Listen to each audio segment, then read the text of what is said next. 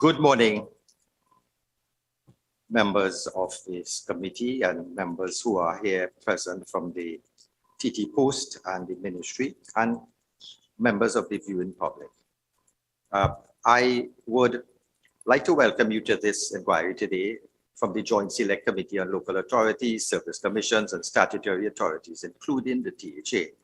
Where the objectives of our inquiry today is to assess the operational efficiency of Ttpost and then to evaluate the performance of Ttpost international and local courier service, and to assess the current strategies utilized by Ttpost to modernize its current services and counteract the negative effects of COVID-19, and also to examine the potential viability of the auxiliary services facilitated by Ttpost. I must say, the purpose of this meeting here today, it's a very important meeting because, as we know, the whole idea of receiving post, receiving mail, it's part of our communication efforts, and especially more so important and very challenging in this COVID time. And I might say the Christmas vacation and the holiday season would have given additional challenges, additional burdens. And the fact that we are having this meeting today would give us some idea of any sort of challenges also faced over the season that recently passed. So I welcome the members who had made themselves available from Ttpost and the ministry. And I'm saying that, our committee serves to look into different authorities and service commissions, to look at their functioning, to see if there are any sort of inefficiencies that we could address, to see if there are benchmarks that are not being made. So we're really here to cooperate with you to see if we can, brainstorm any ideas that can probably help the public out there, and also to see if we can somehow manage the public purse properly, because remember the subventions that you're getting would be something that, under public scrutiny, we have to know that, you're doing the best thing to manage your affairs, to keep self-sufficient Ttpost out there. So at this stage, I would like the following persons to make brief opening remarks. And I would like to welcome Mr. Francis Deltich, the Managing Director of Ttpost, to please give us some brief remarks.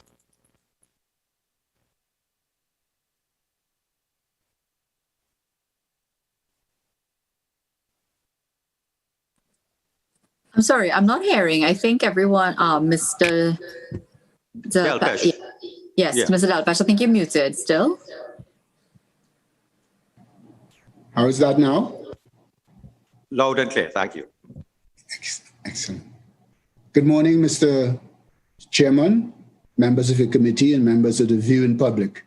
The chairman of Ttpost, Mr. Hakim Ahmad, has prepared an opening statement. I would say a few words as well when my turn comes to answer any question, but I would refer your invitation to the chairman of Ttpost. With your permission, Mr. Hakim Ahmad. Welcome, Mr. Hakim Ahmad, and I look forward to your brief presentation. Thank you.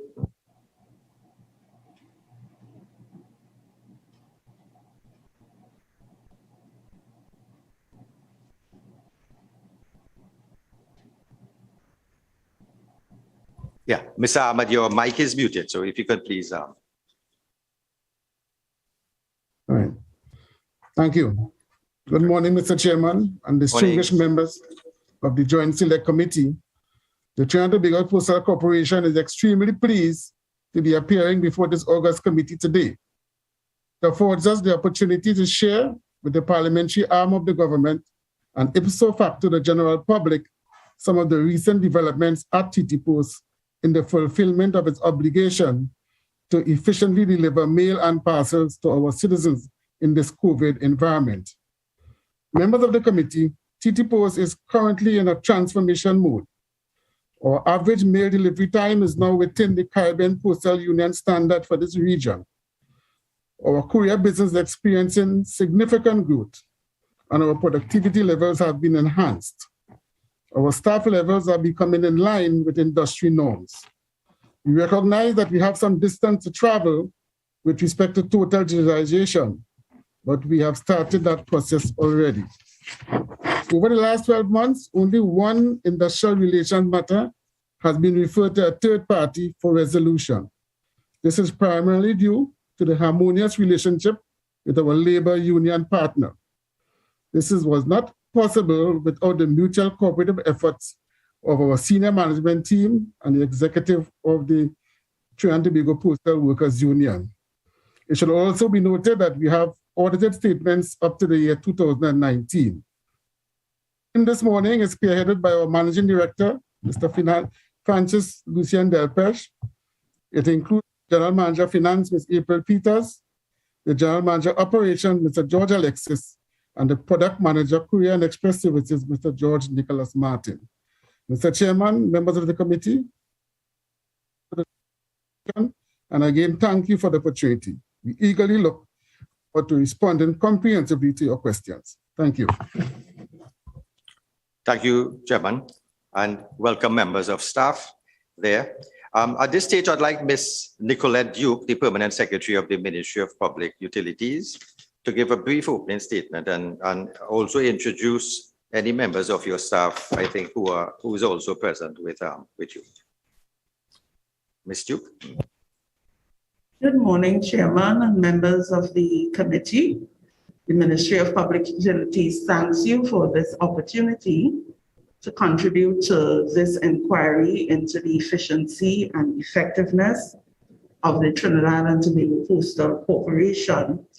The ministry continues to work closely with Ttpost to facilitate the access of citizens and businesses alike to an efficient, reliable, and modern postal service.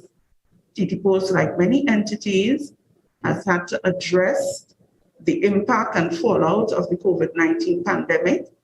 And while its locations remained open to service the citizens, a number of key services were shifted to an online platform and strict measures taken to safeguard workers. This experience has taught us that we must adapt to the new reality, and Ttpos' approach is to be lauded as it seeks to integrate new and emerging technologies into its internal processes. It seeks to deepen and widen its courier business and implement new business initiatives. The ministry will continue to provide strategic guidance and support to Ttpos to assist it in delivering on its mandate. And in this regard, we look forward to today's discussions and any recommendations that the committee may wish to put forth to assist us in this process. With me today, I have the Director, Economic Research Policy and Planning, Ms. Arlene Collis. Thank you. Thank you, PS, and welcome, Ms. Collis. And I would like to probably just start, with just remind members that please, committee members and officials, to direct your questions and concerns through the chair. And members, please kindly activate your microphone on your devices when you are acknowledged. And please turn it off after you've concluded your contribution. And at this stage, we would like to start the ball rolling. And I'm very pleased that the Permanent Secretary, Ms. Duke, mentioned that with the COVID times, there were challenges.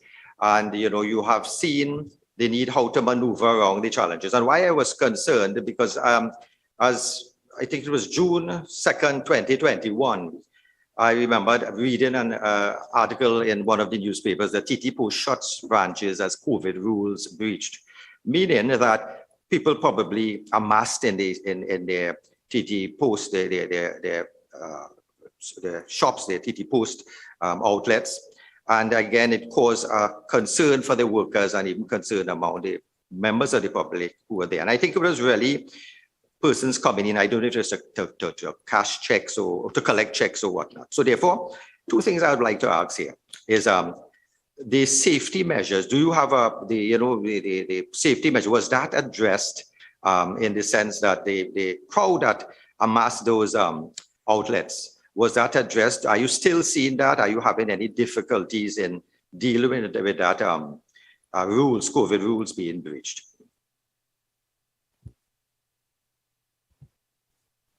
The Ttpost staff may decide. I'll be happy to answer, Sure. Chairman.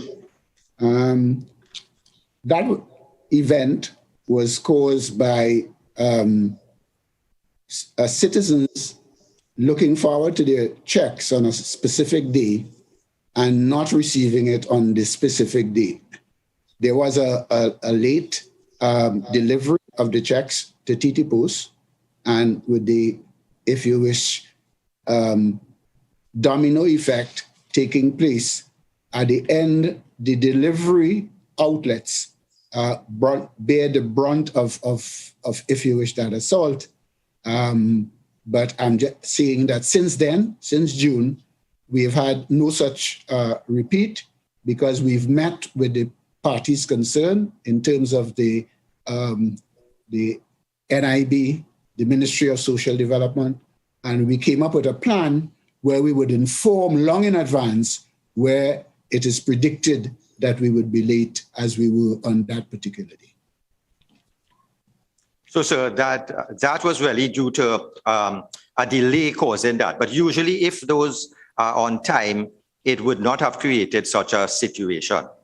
And so have you put in place something to at least tell the members of the public that their checks would be delayed? Because I've noticed you have good, like any sort of online platforms or ways of telling the members of the public, you have to probably wait a day or two, or how to stagger the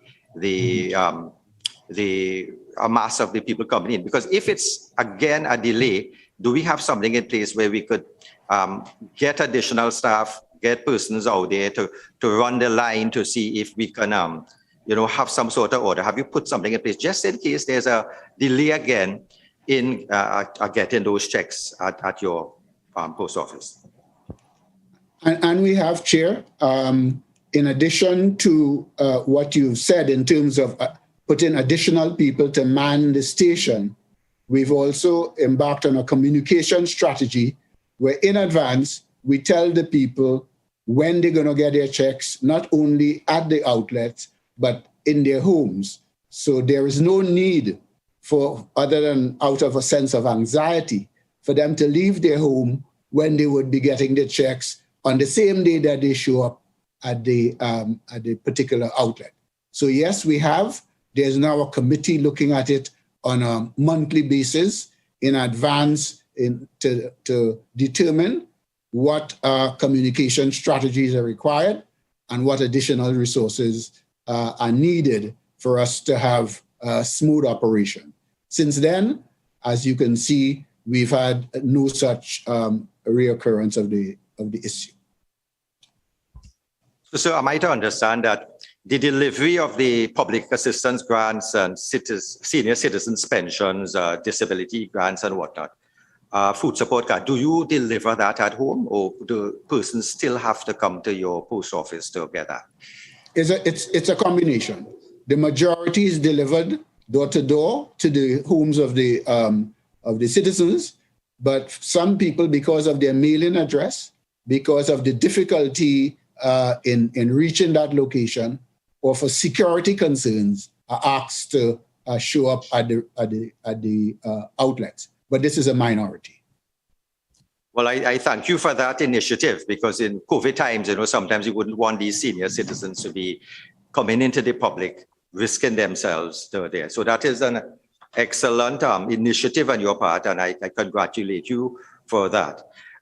So looking at in terms of the public having the greater safety and not coming out, which I've seen you have attempted, what about your staff? Is it a problem with your members of staff having to go certain areas that may be dangerous, like certain hotspots? Because I myself in mental health, we have mental health officers who sometimes are hesitant to go into certain hotspots. Do you now, looking at the staff members in terms of, do you have ways of protecting these post officers who go out in the community at certain areas that may be deemed dangerous. Yes. Well, we would determine them hotspots, and hotspots areas have been identified, Chair. And in those areas, they are accompanied by security personnel on the days that they deliver check, in recognition of the need to protect the safety and well-being of the employees. I thank you for that initiative. And why I make this, what I was trying to inquire, there was an article in the U.S. Postal Service reports where they said that the USPS is an extremely dangerous place to work. And they actually had, looking at certain job spectrum, and when they looked at different employers, they realized that it's their conditions there with slipping in the snow, dogs going after them.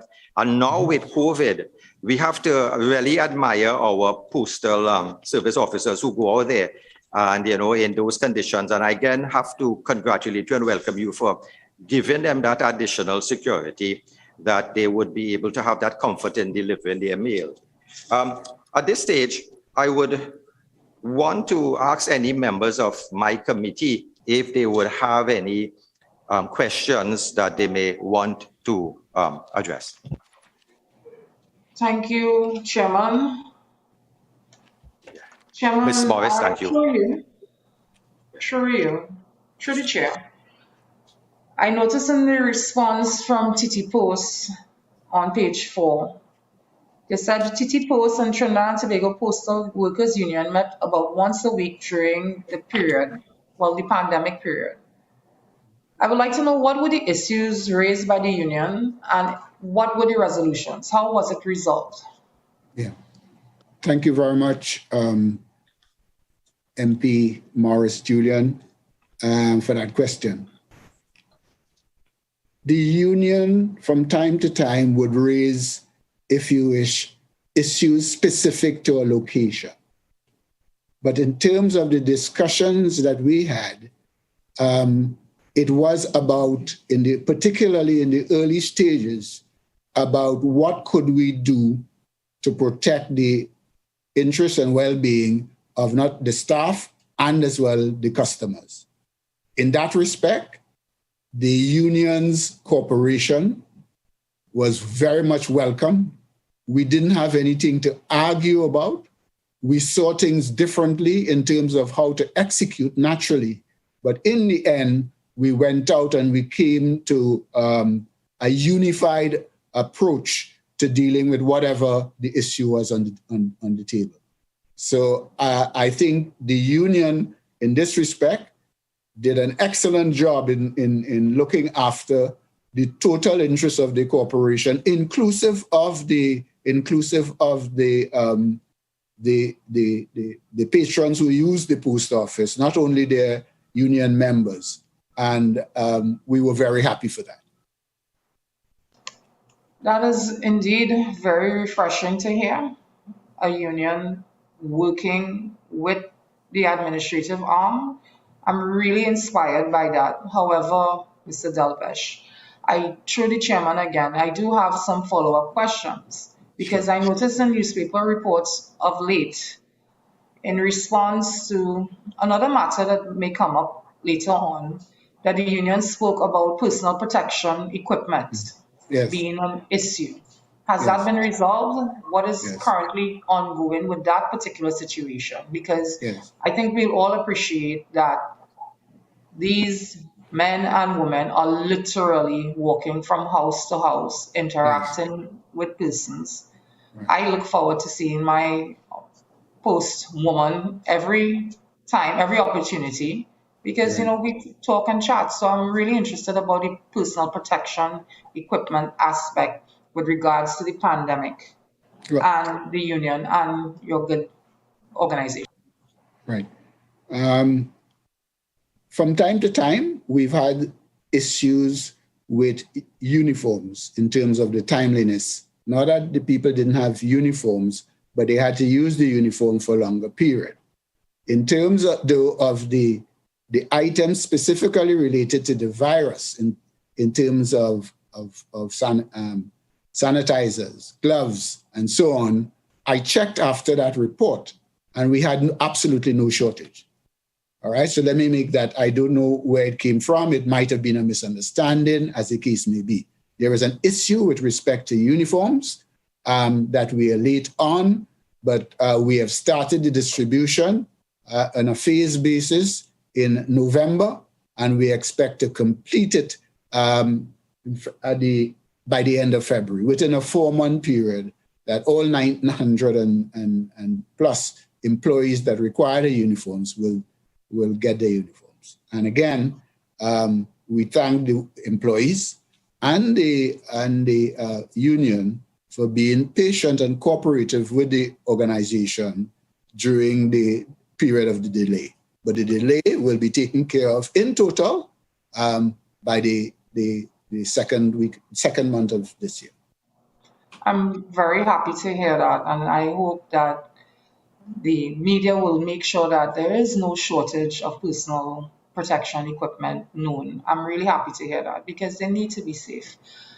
As we are still on the topic of unions, through you, Mr. Chairman, I appreciate the fact that you have a good working relationship with the union. And I appreciate also that they are willing to look at the best interests of the corporation and their workers.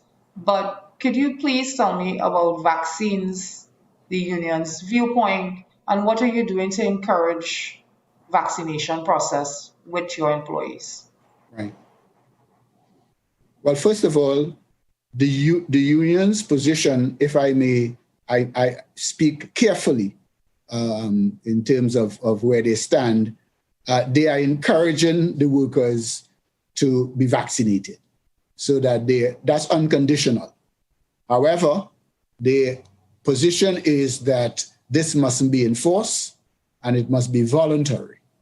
And the latest communication I've had from them is a warning that in terms of what is expected to happen on the 15th, if it goes the way it's going at this point in time, they would not be in agreement with that, because their belief at this point in time is that vaccination should be voluntary, even though they encourage the workers to so do.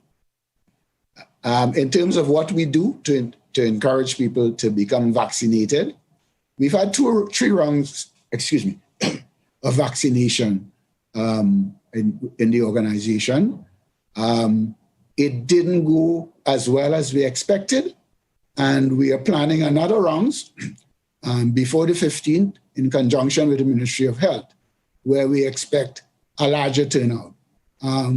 But as of now, in the absence of any legislation that makes it mandatory, our task and our way of proceeding on a model of proceeding on this matter is to encourage the people to become vaccinated. Thank you. Thank you very much, Chairman. Thank you. That will be it for me for now. Okay, sure. Thank you, Ms. Morris.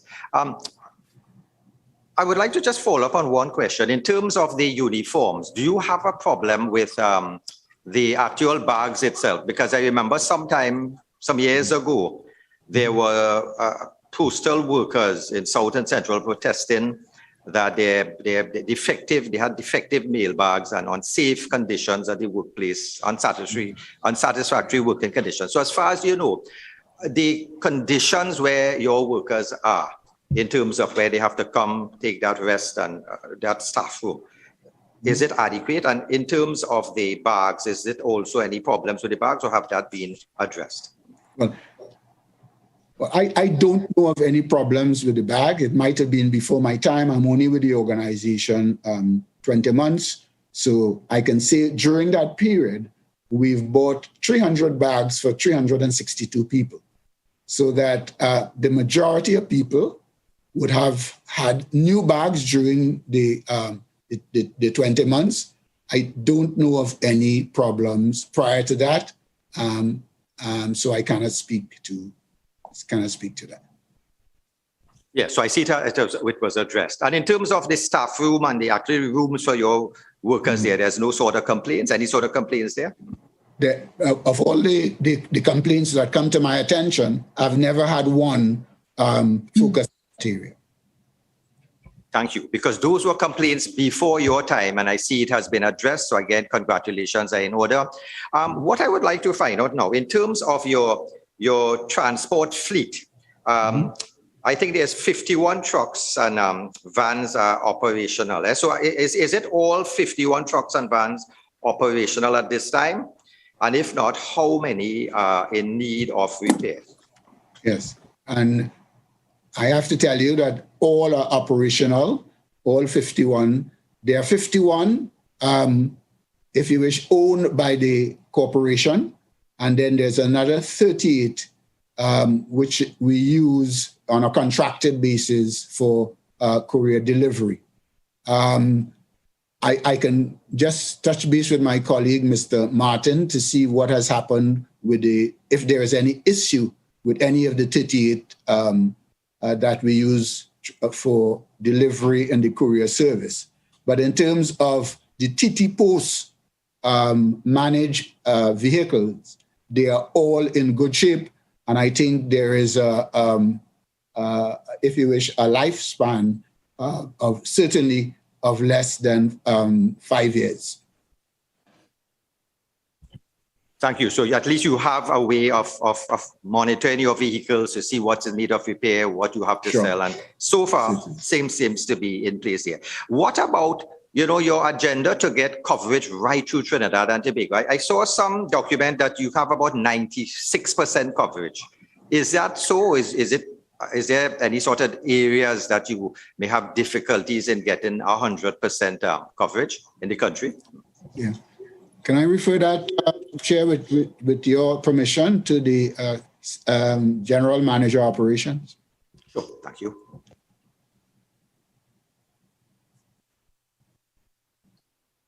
Good morning, committee. George Alexis here, General Manager Operations. Thank you, Mr. Deltich. Committee Chair, yes, the 96% coverage, there will always be a 3 to 4% geographic addresses, which a lot of post offices globally may not be able to reach, areas of terrain, areas where people may not have installed infrastructure like mailboxes, very high-risk areas. Those are areas that Ttpost and any other organization would reasonably have challenges to provide delivery to. So we would not be able to go up to some of the very mountainous areas where you may have some residences, some very high-risk areas, places where people have not installed mailboxes or there are no street signs or street names yet assigned. Those would be part of the 4% or thereabouts that would not allow for 100% full delivery coverage for a Ttpost. Have you considered, like for high reach areas, drone activity or drone dropout? I mean, this is something you may have to, keep with it. I'm just throwing that out. Yeah. It is something that would be considered. The employment of drone technology is becoming part and parcel of the postal industry in some of the more advanced markets. So it's something Ttpost has had very infant discussions on. And I wanted to inquire, do you still have motorcycles in your fleet, or is it just or do you have just the dropout vans available? Here, the fleet comprises of the vehicles, it comprises of motor scooters, it comprises of bicycles, and also the walking postie who delivers on foot. So it's a combination of all modes of delivery, basically. Thank you. I don't know if the concerns in Tobago, I am hoping Ms. Ayana Webster, our member who is in Tobago, would actually have any questions concerning the services offered in Tobago. Yes, good morning. Thank you, Mr. Chair. Good morning to everyone. Happy New Year. Just for the general public, could you please Mr. Deltich just provide a general overview of the services provided in Tobago, the number of service centers, as well as the revenue generated in Tobago for Ttpost. And I'll go on to my other question after that. First of all, in terms of the service very much mirrors what exists in Trinidad. In terms, and I'll expand on it a little further, in terms of the number of outlets, we have 3 outlets where retail activity would take place, and that's Bonaccord, Scarborough, and Roxborough. So we are geographically placed in terms of offering the retail services. In terms of delivery, however, where retail doesn't take place, we would, I think the main point would be another outlet in Roxborough.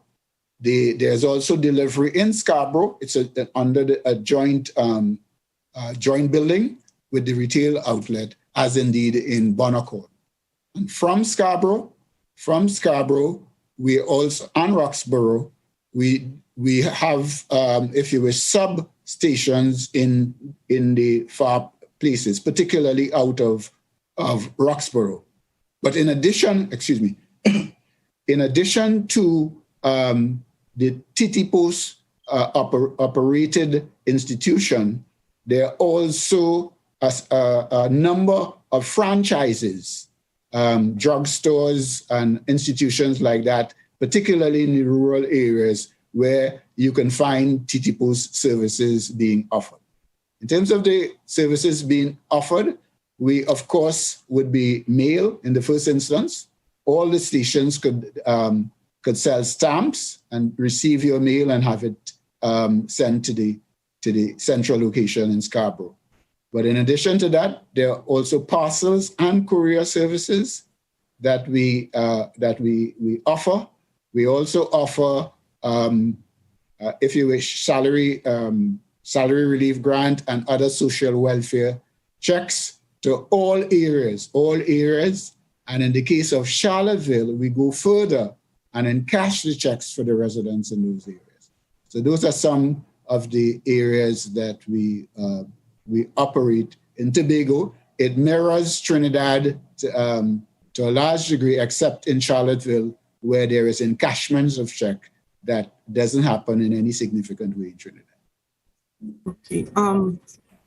The gentleman who spoke previously said that once in some communities, once you have a post box, you'll be able to have your mail delivered. I know where I live in Tobago East, I live in rural Tobago East.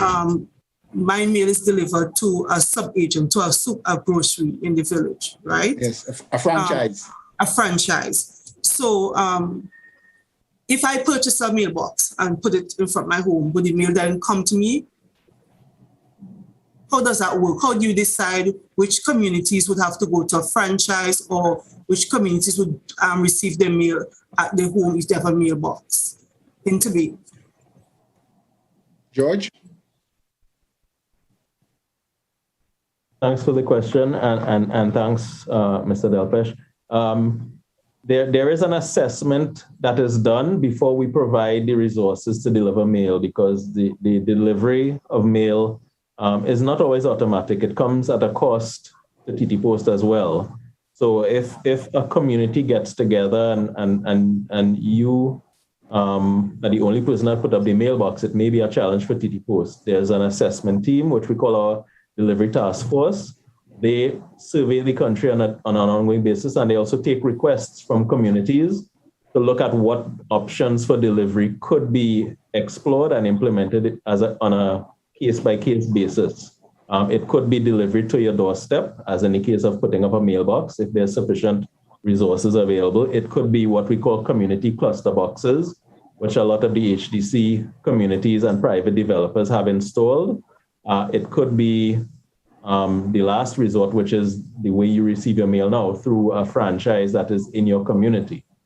These are in keeping with best practice, not only as we do here in Trinidad, but other jurisdictions throughout the Caribbean, North America, they employ the same methods of delivery based on the challenges that we face in this industry with dwindling mail volumes, but having to employ the resources to deliver, using the resources to deliver that same dwindling resource of mail. Thank you for clearing that up. One other question, Chair, through you and to Mr. Deltich, because I don't think you have answered it before. In terms of revenue generated, could you give me like a dollar value of what is generated in Tobago for Ttpost? Yes. Mr. Deltich? Yes, Yes, so I'll just answer that question briefly. We have 3 corporate shops in Tobago, located in Scarborough, Roxborough, and Bonaparte.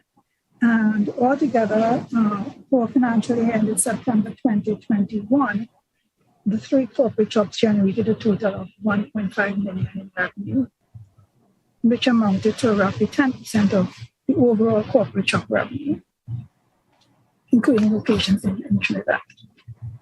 Thank you for that information. I appreciate it.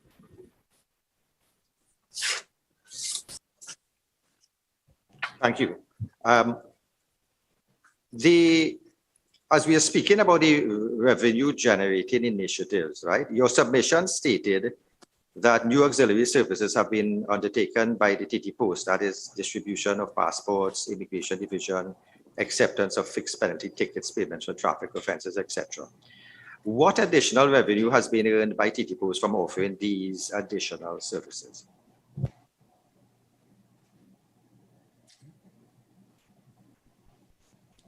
April? No.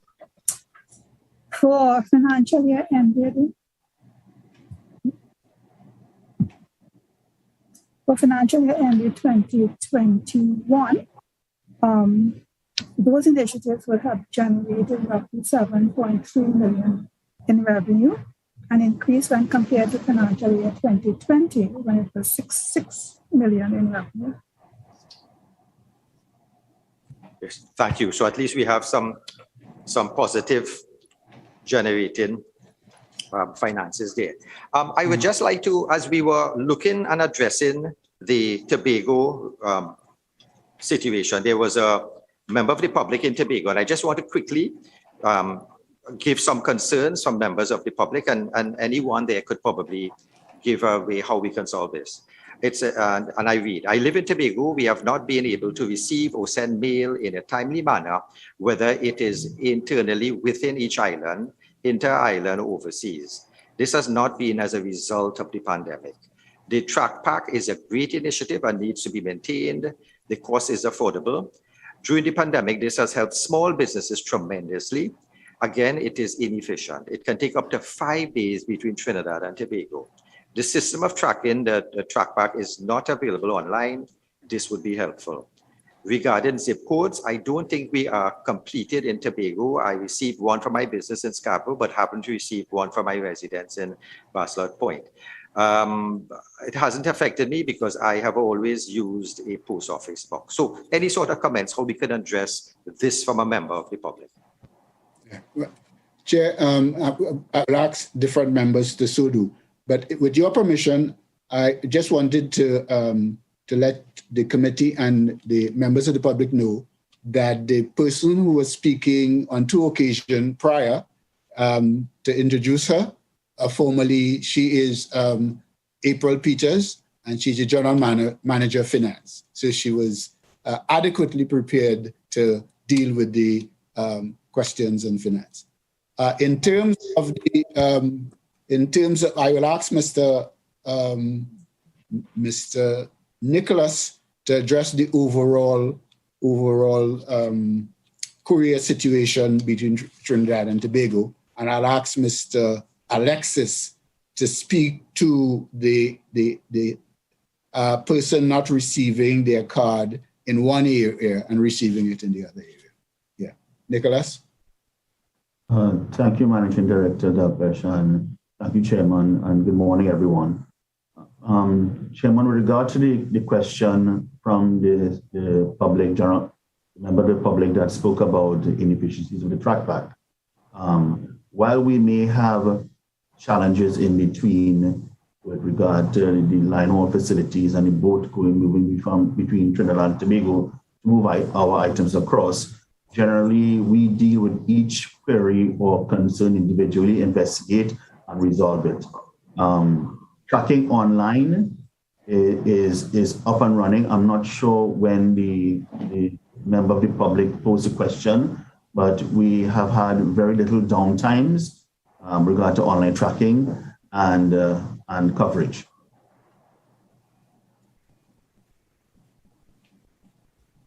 Okay, so at least intermittently I will raise what members of the public had some concerns to see if it's being addressed. I think at this stage, our member, Ms. Lakshmi Diyal, would want to ask some questions. Okay. Thank you, Chair. I have a couple of questions with respect to competitors, but I just want to follow up on a couple of things that came about already, on a couple of issues that arose.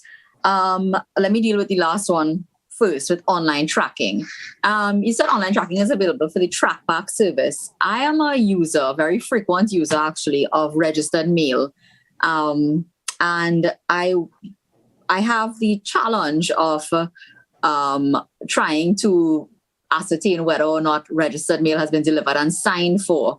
It usually takes, and I kid you not, a couple of months before a letter that's undelivered via registered mail is returned as not delivered. And this poses a lot of challenges for small businesses, particularly, and professionals like myself who utilize that service.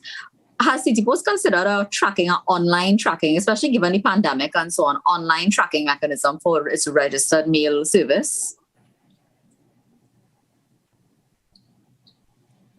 George? Thanks, Mr. Deltich, and through you, Chair. The tracking system that we put in place for the local courier service, which Mr. Martin is spearheaded, is built such that it will be able to accommodate registered mail. That is another phase that will come online in terms of being able to use the tracking system for registered mail as well. It would require some resource adjustments for Ttpost because you'd appreciate that now we would have to equip several of our postees with the tools to be able to enter that information online as they deliver the items. So the system right now, as it is a manual tracking system, but the plans are there to ramp it up to include registered mail, parcel mail, and other mails. It will happen on a phased basis so that we will see service level improvements in terms of tracking of registered mail. I don't know if it's just me, but there was a lot of breakup there. But I got that you said it's on stream. Do you have any kind of time frame in mind that for registered mail to come on for the online tracking? In terms of a time frame, I don't want to give you a hard commitment, but with the courier aspect having come online late last year, we want to ensure that this works properly. So I would speculate it would probably be within this calendar year. There may be some opportunity to test and ensure that it can work for registered mail as well. Okay. All right. Thank you. I would really look forward to that.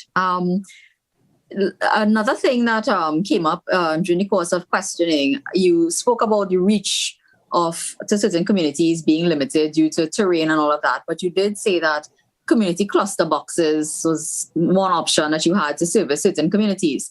I saw a lot of pomp and ceremony surrounding the opening of a community cluster box for HSC development.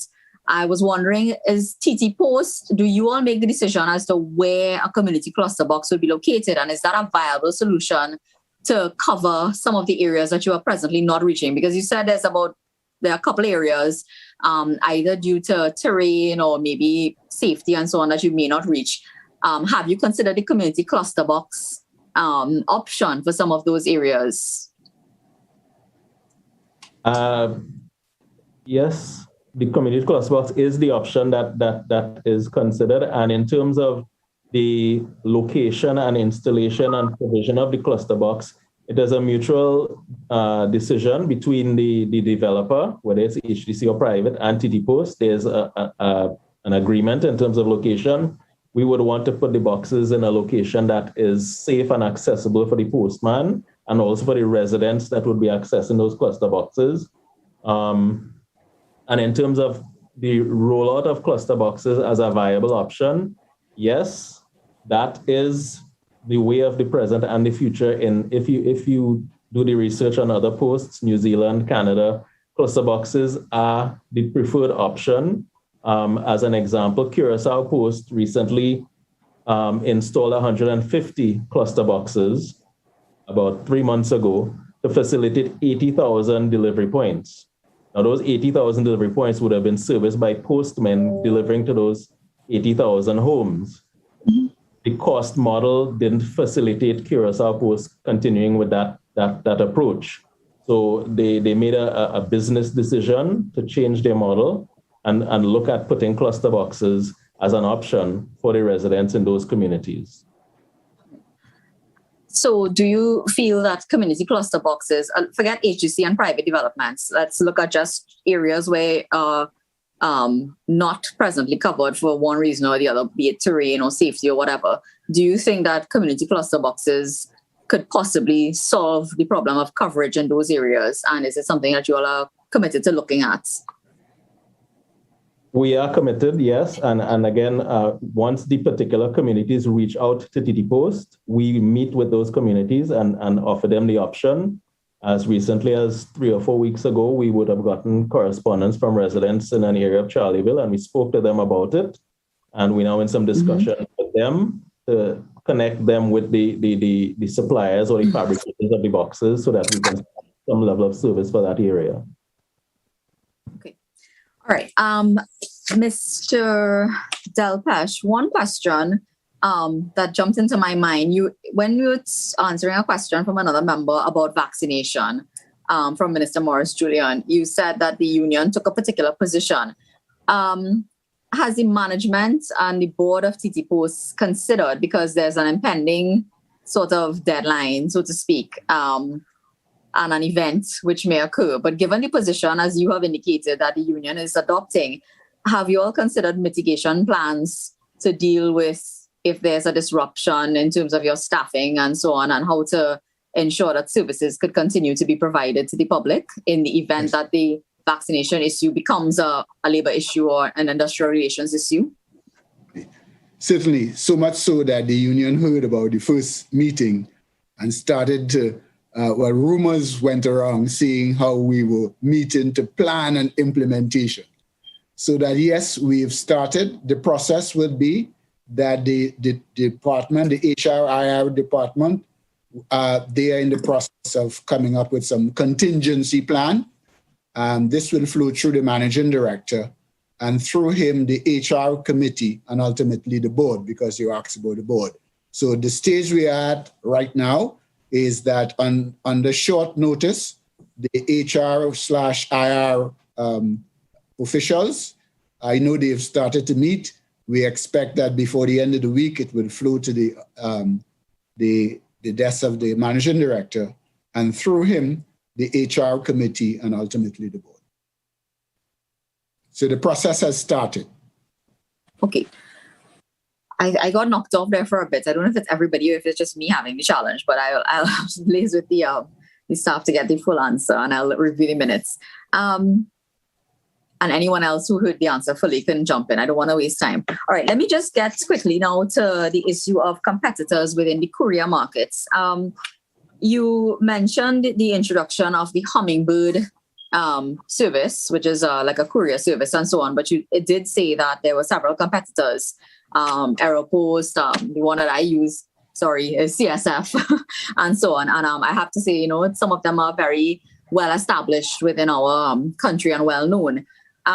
What's the value proposition that Ttpost is bringing, or how are you trying to distinguish your service in order to really penetrate that market and become very competitive against all these established competitors?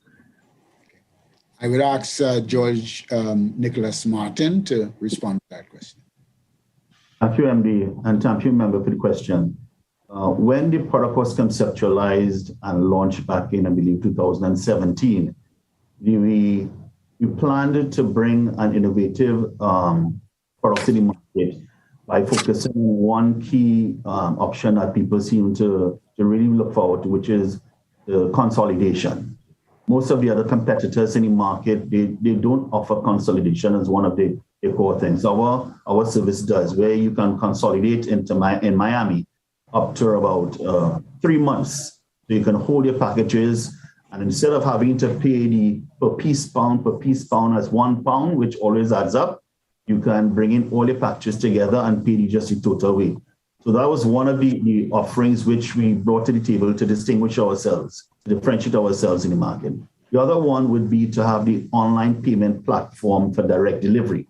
Because we were looking to leverage on our existing courier network to do deliveries, and because of the risks of having cash on board, and also the risk to the service standard of the local courier by having terminals or handheld monitors to collect payments, we push our customers, or encourage our customers, is better term, to pay online or through our payment platform, which would in turn allow for the courier just to do that direct delivery. What this would offer as well is so that you can buy something and pay for it and have it delivered directly to someone else in Trinidad and Tobago as a gift, which was one of the promotional campaigns we had some years ago, putting that forward to our customer base. The other component that we look to distinguish ourselves on, and which is what the product was built on, was the fact that we were using our internal resources, our postal bond, as part of the clearance process to speed up and reduce costs to the customers. And those would be some of the things that we had. Unfortunately, a year or more ago, we were directed by our stakeholders in the industry to return our bond, or to transfer our bond clearance activities to the courier bond and PRCO, which has given us some challenge at the time, but there's a process where we are engaging now that see we can return into our existing bond. I hope that answers the questions, member. Well, it kind of raises more questions in my mind, because a lot of what you spoke about now, I'm a big online shopper. And I want to say now, like, especially with COVID, I don't buy anything unless there's a delivery option. So for the last 2 years, I have only look to people who do delivery. And, I haven't really heard much about this service. So I'm really concerned about how well it's been marketed. I was surprised to hear you say it was launched in 2017. It's only in reading your submission that I really learned about it. And I think that I'm fairly aware of what's happening around in the country. So do you think that you have marketed this enough? That's the first question.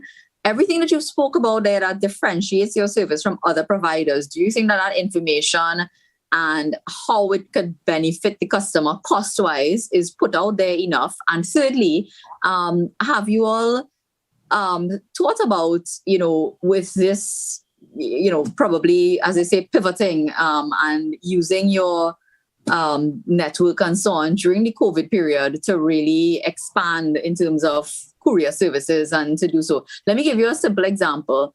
I purchased books, like novels, from all the time. But now I found someone who sells novels through an Instagram page, and they have just a local delivery service, which is literally someone with a mobile links machine that comes to your home and deliver your books.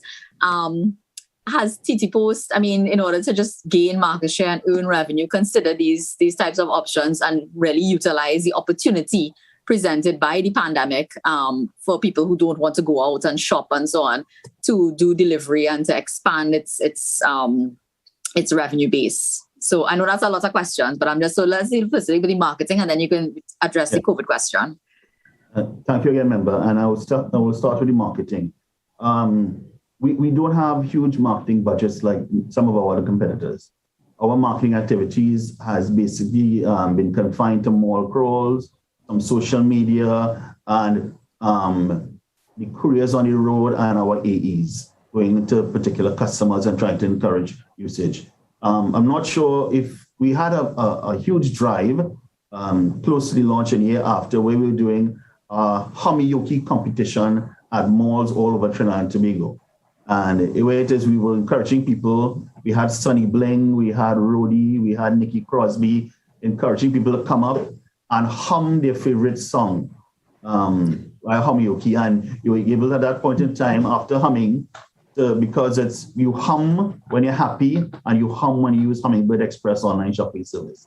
So you dip in a box and you're able to get a discount on the next usage of your item or get 100% off. That was some of the prizes.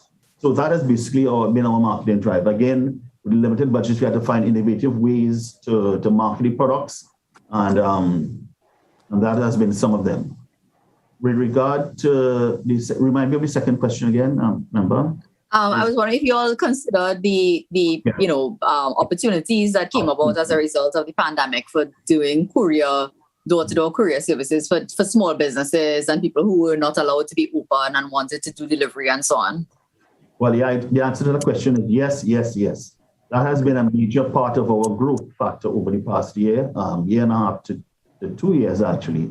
And it has not been only from the general public and from those small MSMEs or those mom and pop stores or the individual who was on Facebook trying to sell items, which go to a retail shop and use our trackpads. But we had an increase in business from the government. Like, for example, Ministry of Attorney General and Legal Affairs, because they are now processing online certificates. Ttpost is the medium through which those certificates get to these customers. So while it is, I know you drew reference to the handheld payment module, we shy against that because the structure of our network would not a company fit. We move literally thousands of pieces a day through the courier network. And the reason why we are able to do that is because we have a speed component. A courier is not supposed to spend any length of time by any one location executing a delivery. And you can imagine if I'm going to meet Mr. Deltich, I'm going to send a courier to Mr. Deltich, and he's in a meeting like now, the courier would have to wait until he is finished to come outside to do the transaction because there's a card or something to use. We don't have that. So especially for our online shopping service, we encourage our customers to pay online. So the delivery could just be a straight delivery. Okay, so just two more questions, really. One is really a comment. I also have been utilizing a lot of your trackback services because of the Ministry of the Attorney General. And there's one issue that I think affects not just me, but many people, and that is the availability of registration stickers for registered mail and trackbacks at outlets. I live and work in San Fernando, for example, and there's the Laramie Post Office, but then there's also just 2 outlets within the city of San Fernando. And they are oftentimes not, they don't have stickers, they don't have trackbacks, they're waiting on deliveries and so on. So I don't know if your what are the processes for persons on these outlets, because they're operated by independent operators, right, who have a relationship with Ttpost. And I don't know what is the delivery, but in terms of your customer service, how are you going to address those issues of dealing with, because at the end of the day, nobody is saying that the electrical store has a problem. They're saying Ttpost has a problem, right? So in terms of managing that relationship and the image of Ttpost and its service and its customer service and so on, what measures you have in place to deal with those issues with the outlets, to receive complaints, to perhaps ensure timely delivery and monitor their usage of these stickers and the trackbacks and ensure that it's always replenished on time? That's the first question. And the second question is that in your submission, you spoke about 43% of your revenue coming from courier services. I just wanted to know if you could give us a dollar value. How much is that actually in terms of your revenue? What does that 43% represent? MD, would you like to take the first part regarding the outlets? Which one? The outlets. How are you dealing with the outlets being, replenished and managing your customer service and the image of Ttpost with respect to when the outlets aren't able to provide, adequate service? Okay. Let me just say that I wanted to jump in your prior question because the two are related in terms of you not being aware, the awareness factor of some of the things. And that position is shared by members of the board at this point in time who have recently come in, and that is a general consensus, which one we accept, not in funds. However, we, as you would have seen recently, we've trying to change that image, and we will continue to so do. You would have seen a lot of activity around track and trace. You would see Ttpost having a national promotion around Christmas. And soon we would be moving into the areas that you have spoken of, in particular, not in the absence of funding, to use the, if you wish, the social media, which the advertising there is relatively cheap compared to the traditional media. So that, yes, those are recognized, and it's a step in that direction that we are looking to make in the short term, not for the long term. In terms of the situation with the outlet, I gather the issue revolves around the franchises in particular. Mm-hmm. Check into it, but generally you would find that from time to time we have issues with some of the franchise for lack of payment, lack of whatever it is, and for that reason the stocks may not be there as often as it should be. It's a matter now of managing them, as you I think alluded to, and that too has come under the scrutiny of the board and its business development committee, in the sense of how do we change the relationship in a positive way to the benefit of our customers and Ttpost. We are not happy, to put it mildly, with the relationship. Neither am I quite often, I'll just say. Exactly. Okay. Right. But I want to give you right. I don't want to call names, but yeah, I'll just say San Fernando. But yeah, I gather that there's some work to be done, and I understand that it's a relationship and a contractual relationship. So I'm happy to know that the issue has been flagged. Yes. Yeah. The second question really dealt with the dollar value of the 43% that you say the international courier services. Mm-hmm. That you say revenue. No, sorry, it wasn't international. I think you just said courier services account for 43% of your revenue. If you have an idea of the dollar value of that. I do know it. I am wondering whether we operate in a very competitive environment, member. And to give that, I will be selling some guns to the enemy, quite frankly. I see. So that I prefer not to, as difficult as it is for me to get information from them, I want to make it as difficult for them as well to get information from me. So if you wish, we probably have a means of making that information available to you. I would prefer, however, not to disclose that on the air. Publicly. I understand. We'll ask the Secretariat to follow up, perhaps yes. Through you, Mr. Chair. I don't know if the Secretariat will be able to follow up and ask and get some of that information. Sure. And we'll be happy to provide it to the committee. Thank you. Yeah, sure. We look forward to that. And just to follow up at this, according to our member of the committee who mentioned sometimes challenges and in terms of even knowing that certain services existed, I think we have now come to the conclusion that we need some more push in the face of the public that your service is available as a competition to some of those other courier services. And also, I just want to bring in a concern a member of the public had, where she mentioned she received journals and twin books. And after about a year of not receiving anything, I had to cancel my subscription. I reported the situation to Ttpost head office in Piarco, and there was no improvement.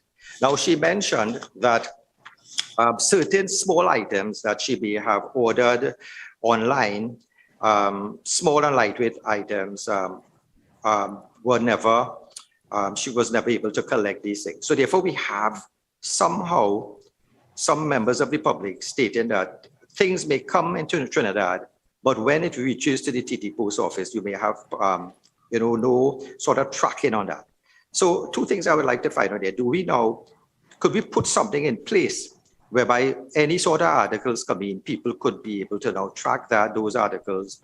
If they have complaints, they can now put it in a public complaint site where you would see the concerns of the public who have in this this concern, because this member of the public actually had some problems, and she lives in Pune, and she said she did not receive mails for months on end, even after the rest of the country started receiving theirs. So sometimes you may have another entity bringing in stuff, and if you don't, if you somehow figure that Ttpost things may disappear, this may be one element whereby members of the public may choose a private entity outside to bring in their stuff. So I think we have to look at any sort of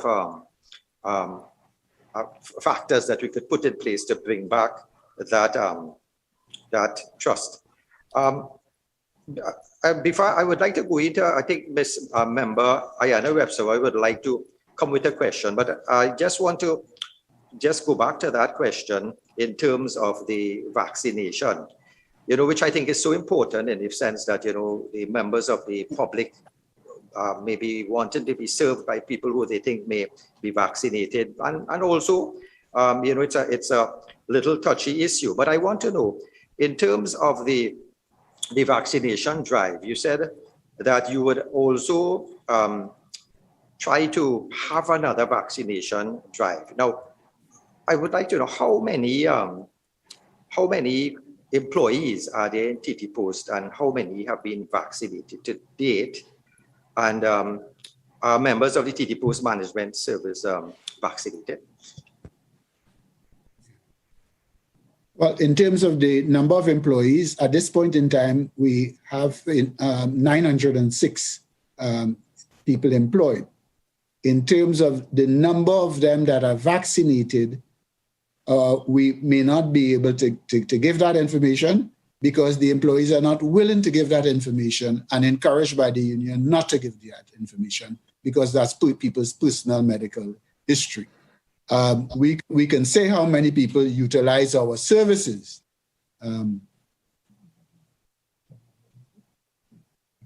Yes, how we have the number of people that have been vaccinated through Ttpost. It wouldn't give the total picture because some people like myself went ahead even before it was available to the employees and got vaccinated. So, I can tell you that using our services, it was 306 employees used our services. And we do not feel that we have crossed the, or we are just above the 50% threshold. And hence the reason for us to attempt another rounds of vaccination. All right. In terms of the members of the management, they are all vaccinated. So charity begins at home. At home. We are happy to say that home has... You probably pursue them well. You persuaded them well. So that's excellent. I think first there's member Ayana Webster. I would like to ask a question, and I think after Ms. Jayanti Lakshmidiyal. But I must also congratulate our member Ayana Webster for her initiative, because this Minister responsibility for gender and child affairs had, I think, an initiative with you guys to deliver pamphlets on child protection. And I must say, personally, I knew of a child who actually got that information via the mail, had a number, and was able to call for help. So I congratulate Ms. Webster for that initiative, and you, Mr. Deltich, for at least accommodating. And, we have to go forward in trying to put pamphlets on domestic violence with numbers where people could at least be able to call. Let it be there, delivered to all homes. Also, some countries may have had a service where the postman could even get a cry for help to send to services. So this is something you have to develop, whereby you give a pamphlet, but there's a part you can tear out and leave in the mailbox. The post officer will see it and realize this is a cry for help in this home, either a child or somebody in domestic violence, and carry it to the authorities. So it's a increasing the ambit of the post officer to be somebody who can be, one of our eyes out there to help this. So again, congratulations, Ms. Webster, and could you proceed with your question? Thank you, Mr. Chairman. Let me just again extend my gratitude to Ttpost for agreeing to partner with us and to continue working with us to help to create public awareness and sensitization. Mr. Deltich, a member of the public would have asked, and was asked by the chairman about the implementation of the zip code, and in particular in Tobago, where she would have noted that she would have received one for her, I think, her business address, but not for a residential address. I too want an update on the implementation of this zip code, because a number of persons will come to my constituency office asking about it, what's the progress, when are we going to start using it, but I don't have all the information. So just from you an update, and also from the Ministry of Public Utilities, how are they monitoring the implementation of the system as well? Thank you, Mr. Chairman, for the opportunity. Yeah, and Mr. George Alexis is a member of the Cabinet appointed subcommittee on this matter, and I would refer that question to him. George? Yes, thank you, Mr. Deltich. Let me address the Tobago customer who indicated they got a card for one address but not for the other. Tobago would have been done about 8 or 9 years ago when we dropped off the cards. So that could be a contribution to the issue. And what we've told members of the public at any time, they can go to our Ttpos website, which is www.ttpos.net. And through the website, there's a facility for a customer to place an order for a card, whether it's a replacement card or if they never got a card. They can lodge that, and within 24 to 48 hours, we process and then send out the card to them. So having done the Tobago delivery of cards roughly 9 or 10 years ago, it's quite possible the card could have gotten lost or misplaced. Again, going through the website, it's very easy to obtain a replacement card or a new card, which will give you your postal address as in conformity with the S42 standard, which is the global standard. Committee member, you asked for an update. Just one thing on that point. So persons, new construction, new houses that would have been constructed, they just need to go online and register, and a card will be delivered. Well, for new construction or new developments, the process may be a little different. They would have to ensure that their addresses are assigned by the regional corporation, for example, because Ttpos doesn't name streets. Those, or the THA, for example, would be the ones that would name streets and assign, Ttpos would be the one to assign the numbers based on the addressing standard in partnership with the developer who's putting up the property. So going on the website when you're putting up a development may not be the best route. It would really be working with the regional corporation and Ttpos to ensure that the street names are in place, to ensure that the numbering is in alignment, and then the address cards can be issued. Let me just, George, before you continue, in terms of adding to that, the issue would be, as Mr. Alexis said, the length of time that this process has been going on. And one of the first things we'll do, as soon as the green light to go forward is there, is to re-educate and to do exactly that. Go back out and tell the people, people that like the folks you have identified, how they can address some of the things, because some degree of re-education naturally will be required before full implementation.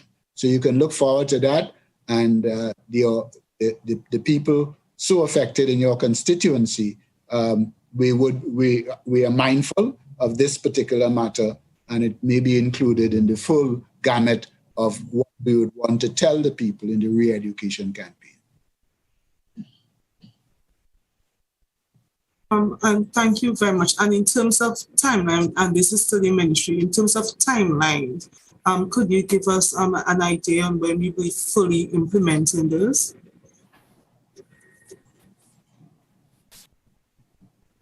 Deltich, you want me to answer? Yeah, please. All right. The plan coming out of the cabinet appointed subcommittee that is looking to give us the green light to go ahead is looking at a period of over the next 2 years 2 to 3 years at maximum to have full implementation nationwide.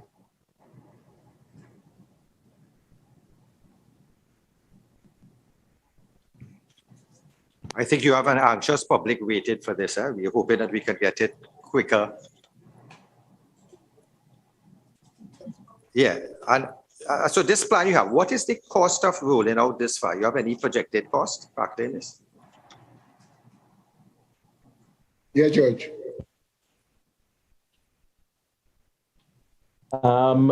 There are some projections on cost. I wouldn't want to get into details here. I could always provide that information through our managing director for the committee at a later date, if that's okay. Sure, sure.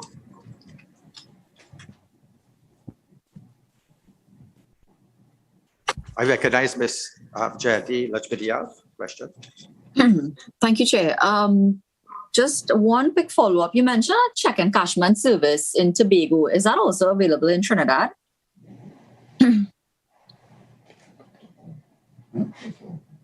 Yeah. Yes, it's the same is available in Togo.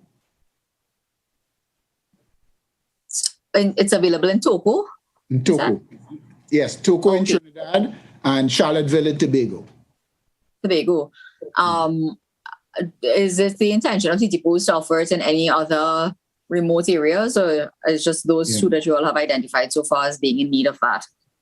We are actively addressing that as we speak, naturally for financial benefit, and we are looking at re-entering the financial services, and we see this, that what we've done as a start.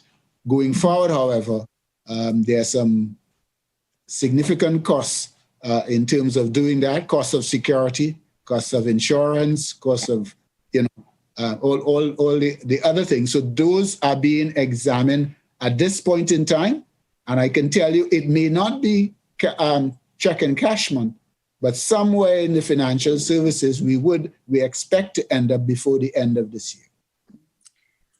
Right. Well, you touched on something that my follow-up there, which is security. How secure? What are the steps or what measures you all have in place to deal with security and ensuring that you detect fraudulent checks and things like that? When you delve into financial services, you have all these issues now of money laundering and all of that. So having those measures in place, do you all have? Do you think you have adequate security measures in place for the services presently offered in Togo and Charlottesville? And the answer is absolutely yes. The security and safety of our employees is paramount, as indeed the people, the aged people that use the service. So that in both areas there are special security. Fortunately, member, it's done only over a 2-day period, so it's not an ongoing thing. We do it over 2 specified days that the people know to come to the respective outlet there. Check. I think sorry, when I said security, I mean like security features, being able to detect fraud and for the security of encashing the checks and so on. Do you think that the systems you have in place right now with respect to that is sufficient? Yeah, it is sufficient, but it's a challenge, member. Every time we put a new measure in place, the people they find a way around. who are intent on doing wrong find a way of jumping around it. So you have to keep ahead all the time. So while I can say that today, next week it may be a new challenge, and that has nothing to do with the 2 areas. That has to do with the general 60,000 plus checks that we deliver on a monthly basis. That you have people to use the system for their own personal benefit. Mm-hmm. Okay. And last question, apart from the outlets, are there any other contracted services that you all utilize apart from the contractual relationship with the outlets? In terms of your model, do you use other contracted services to deliver or in any part of the operations? Well, yes, in terms of the courier service, the delivery is carried out by a team, I think of Nicholas will be able to help me, of around 30 people, so that delivery of courier is fully contracted out. I see. I know the financial information may not be available, but could you provide us with the average cost of that contracted service for the courier? You could provide it to the Secretary at a later date. Yes, we'll be most happy to do. Okay, thank you very much. Thank you, Chairman. No, welcome. Speaking about the security measures, what sort of checks do you encash?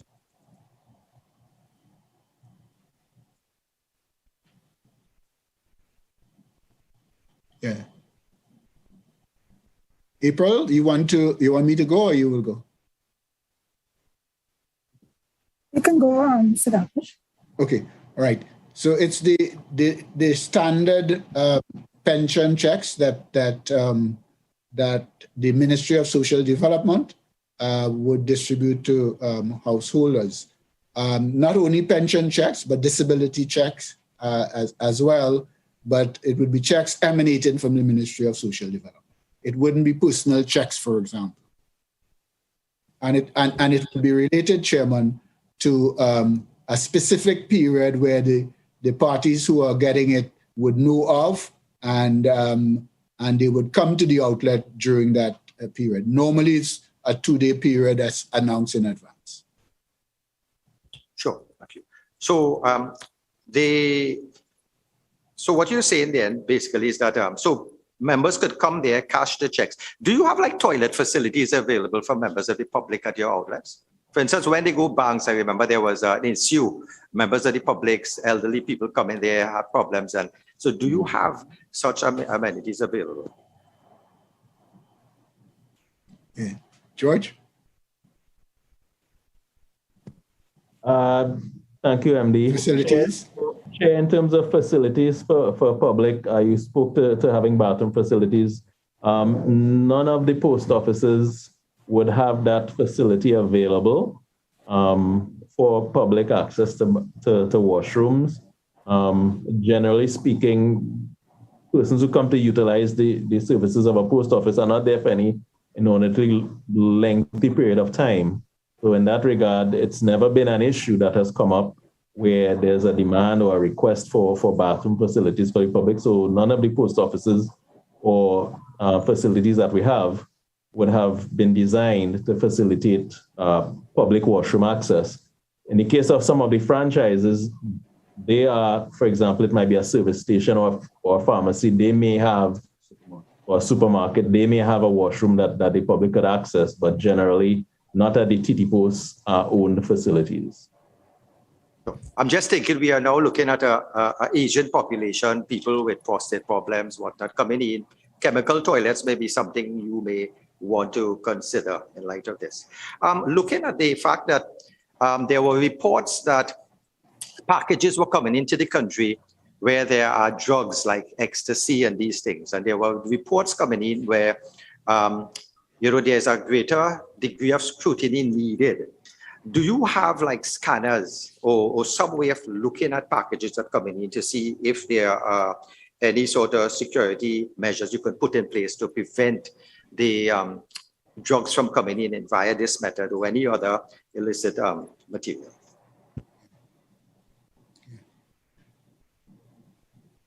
Mr. Deltich, you want me to answer? Go ahead.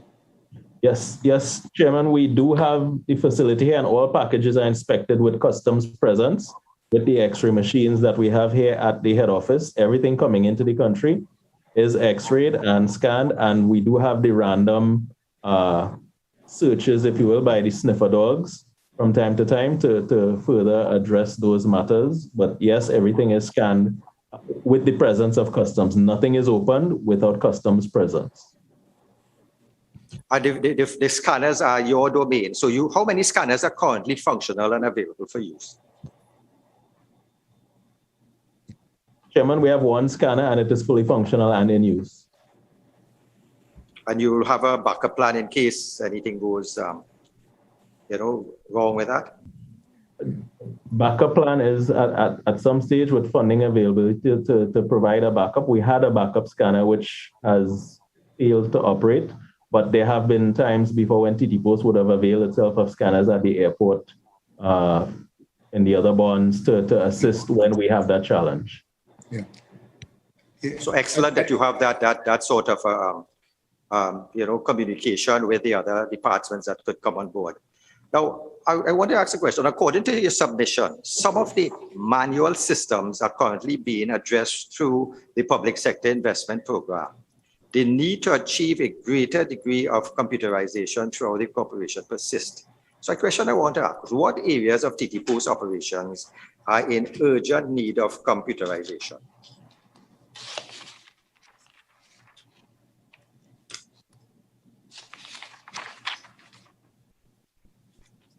Yes.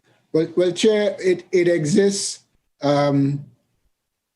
It exists throughout the organization. I would think the most urgent area, though, will be the area of HR. In the area of HR, where simple things like an application for leave and sick leave, holidays, etc., that should routinely take, you would imagine, 5 seconds in a computerized environment. It's now done by paper, and there's an inordinate length of time, and sometimes frustrating for people who need leave on an emergency basis in terms of having it processed. So I would think the HR area comes to mind. The other area that would come to mind would be the delivery system. The delivery system where we could install a lot more computerization that would help the efficiency of the delivery system. Those, I think, would be the two major areas. Okay, well, and in light of COVID-19, how has the Ttpost revised its job roles and schedules of responsibilities to maximize its current staff complement? Yeah.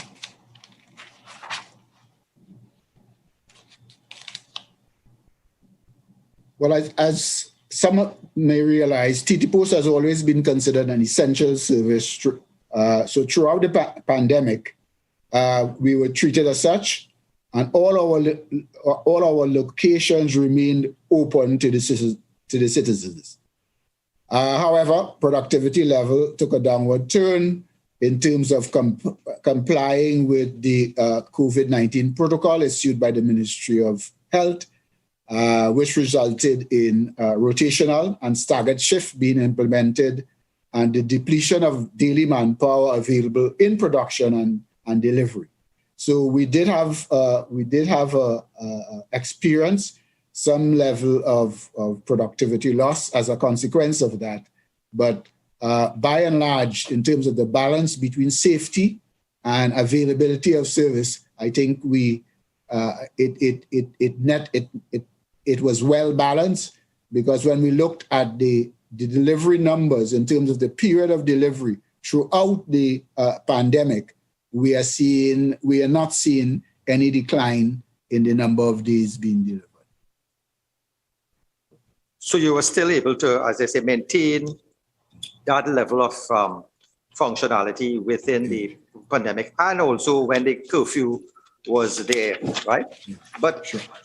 I understand that you may be under the microscope to see how you are going to get viable, because even recently the line minister had stated Ttpost must become financially viable. I think it was 60 days ago, where you have to reach a level of giving taxpayers comfort, because when Ttpost came on board in the Trinidad and Tobago Postal Corporation Act in 1999, it was given the idea that you would have a board, you will become financially independent.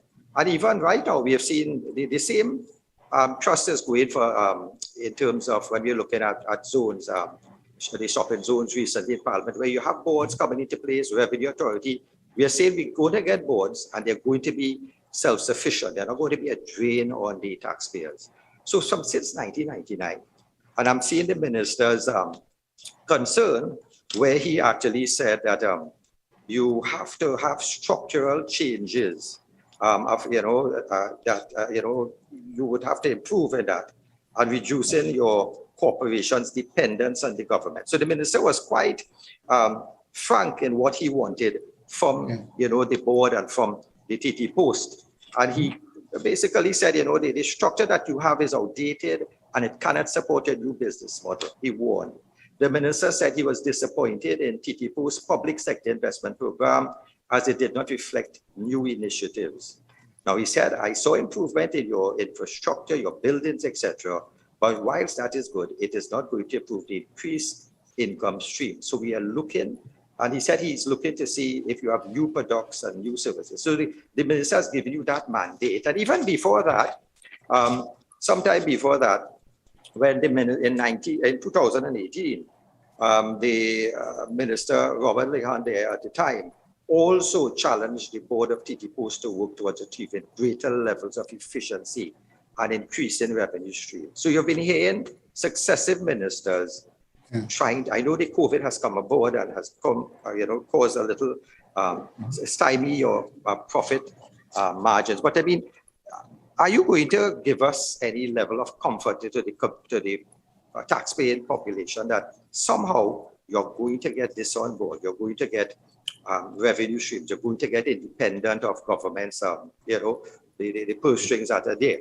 But I understand that you have Ministry of Social Development and Family Services or Ttpost an outstanding balance also for provision of auxiliary services.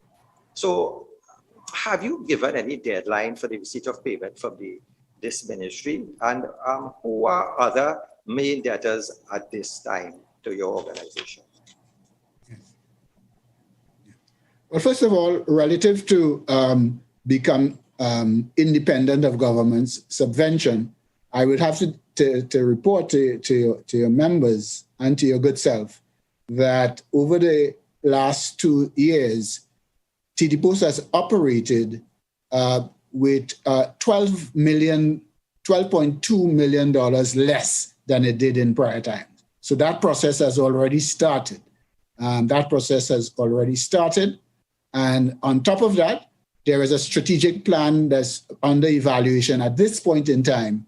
And one of the main areas is to attack that, if you wish, independence in a sustainable way. The need to wean off ourselves of government subvention, I think it's obvious. And I'm just saying the only issue is a matter of over what period. So we are working assiduously to overcome that and to become financially viable. The other matter you raised, Chair?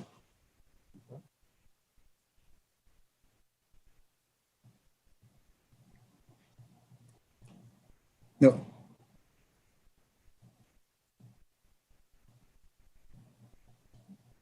Yeah. Chair, you muted, Chair. You muted. I think you had mentioned in your submission that the Ministry of Social Development and Family Services has an outstanding balance of, I think, almost $1.6 million for auxiliary services. So I wanted to know, did you give them a timeline to get this? Also, who are the other debtors that could be preventing you from getting this financial achievement that we are hoping that you could get? Well, some of the ministries, in addition to the Ministry of Social Development, the Ministry of Education, and so on, and other ministries were significantly behind. I have to report, though, that in the short term, the last quarter, we've been able to achieve some significant reduction in the areas of millions of dollars from those delinquent ministries. What we are hoping is that we don't get back to the position of the outstanding amount and the receivables being at significant levels. But we continue to work with these ministries, and we will utilize the, if you wish, the whip and the relationship of our Ministry of Public Utilities as well, to speak with the sister companies in terms of making timely payments on the outstanding amount. The cry among all ministries is funding and the unavailability of funding. So we intend to work with them. We understand, but we keep telling them we have our bills to pay at the end of the month, and to continue providing that level of service. So it's a work in progress. We're not exactly where we would want it to be. We think we have made a good start, and with the addition of the Ministry of Public Utilities, we had a good conversation recently in terms of how they could assist us.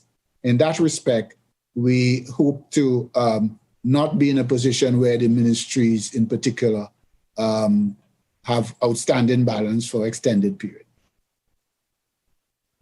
I noted that in your submission, you had mentioned that there is a critical success factors in modernizing your services involve funding and legislative changes. That is page 14, I think you had given response B. Has Ttpost submitted its proposed legislative amendments to the Ministry of Public Utilities for its review and considerations? And if so, please give us a status update on this review. Yeah. The answer is no. We haven't as yet. That would be part of the submission and of the strategic plan that we should have a contractor, an awardee, I should say, before the end of the month. But let me just say, in terms on the legislative front, Ttpost is mandated by law to only operate in 3 areas of business: mail, courier, and financial services.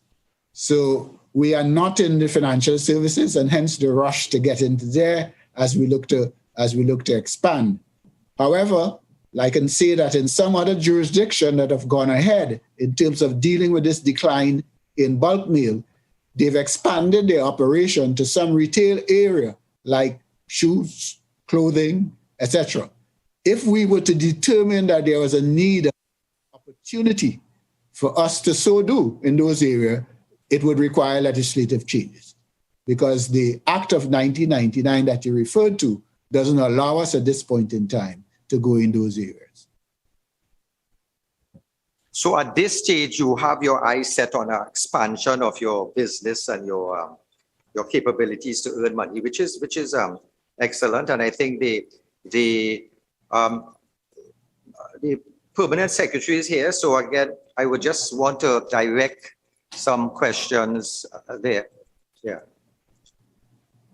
So first of all, I'd like to find out, notwithstanding the facilitation of the auxiliary services such as online shopping, passport, visa delivery services, is the ministry satisfied with the steps taken by Ttpost to become financially independent entity?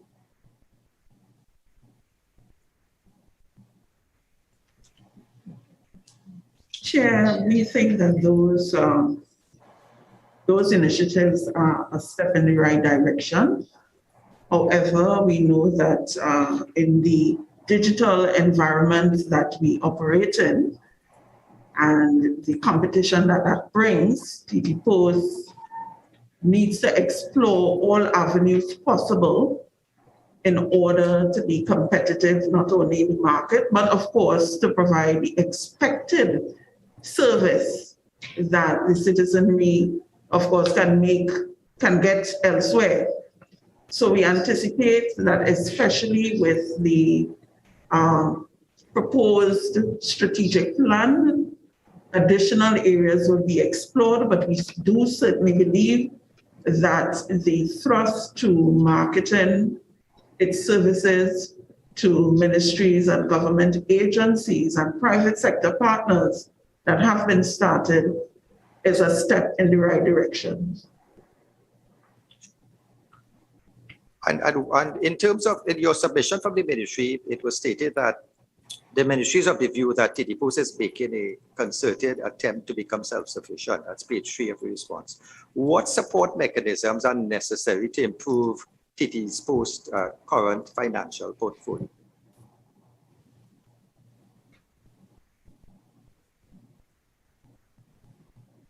Well, of course, in terms of weaning itself off of the public purse, as I said before, it has started in the right direction. But of course, coming out of the strategic proposals there would need to be some legislative changes to take place. Of course, those will only be fully known when we see some of the strategies and the objectives that will come forward from that strategic plan. Ttpos, however, and if we look at the current thrust towards full implementation of the S42 system, there are some opportunities to monetize that initiative. Of course, this would be predicated on what the recommendations and proposals are that would be considered and accepted by the cabinet-appointed committee. But that is certainly one avenue that can help in terms of bringing additional revenue. Okay, so again, part of the delay might be getting that strategic plan to you to decide what you can, how you can move forward to that. Is there any timeline, to get this strategic plan on board to you? I mean, is there, have you given that like a basis where people could say, well, at this day we are going to have that report there to move forward? Well, we certainly expect in this fiscal year to have sight of that plan. We know that the evaluation for the vendor should reach its conclusion at the end of this month, I believe. So we are hoping that before the end of the fiscal year, there will be something that we will be able to consider. So, Mr. Deltich, do you have a plan, like when you want to get this plan, give this plan to the ministry? Have you had discussions that you will be putting it in a timely manner? Yes. Our timeline at this point in time is 5 months after the award of the tender, and so that would make it. We would think that we would be ready by the latter part of the year. Certainly over the period, I would say July to September, somewhere in that region. Having gone through the plan, having been written, would need to go through a series of approval before it reaches the MPU. There are committee stages, and then there's the board stage. So even though it would be completed, it would be a draft until finalization. So the period we are looking at, Chair, is the third quarter of the calendar year and the fourth quarter of the fiscal year. Well, we look forward for that. And I think it was mentioned that you have now started giving reports on your, the reports that are due to the line ministry of your performance and whatnot. But I'd like to direct a question to the permanent secretary. Based on the reports received in the last 5 years, what level of satisfaction does the Ministry of Public Utilities have with reports from Ttpost? All right, certainly within the last couple of years, Ttpost has been enhancing their compliance with the reports that should be submitted. So for instance, in terms of the annual financial reports, the ministry has received reports up to the year 2019. The reports for 2008 to 2012 have already been laid in Parliament, and 2013 to 2019 are currently being reviewed by the ministry for submission to Cabinet and thereafter laying in Parliament. In terms of their administrative reports, up to 2011 has been approved by Cabinet, and Cabinet notes are currently being prepared by the ministry for reports from 2013 to 2018. So you're getting some improvement there. But based on the reports you have gotten so far, have you noted any issues or shortcomings in Ttpost business operations? Well, for the most part, the issues speak to Ttpost's need to advance its, should I say, its ICT mechanisms in terms of fostering its efficiency. Some of the same things that we have been speaking about today.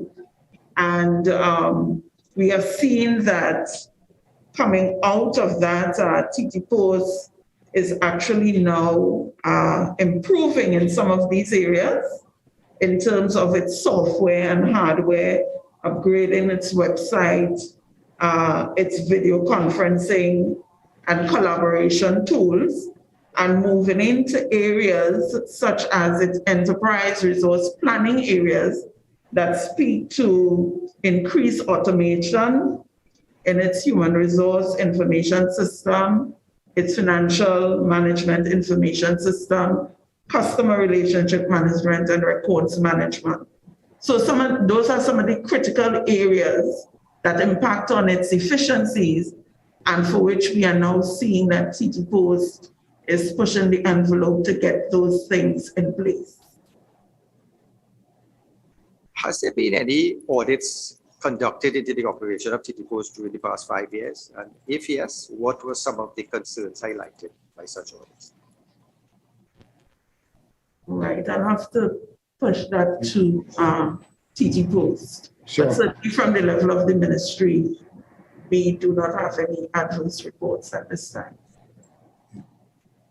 Ms. Peters?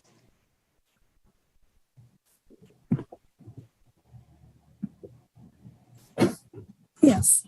To answer the question, yes, there have been audits conducted over the past 5 years. Actually, Ttpos was in a serious backlog situation, and starting from 2018, the accounts for 2008 up to 2019 have been audited. We also expect to have the start of the 2020 audit to begin shortly, and move straight into the 2021 audit for the just concluded year. As far as issues raised, I don't think that there were particular operational matters. They centered mainly around accounting issues, which we are assiduously working to address. But has the ministry did any sort of internal, any sort of oversight? Some directed this question to the PS. Any sort of oversight into the run-ins of the Ttpost during the last 5 years?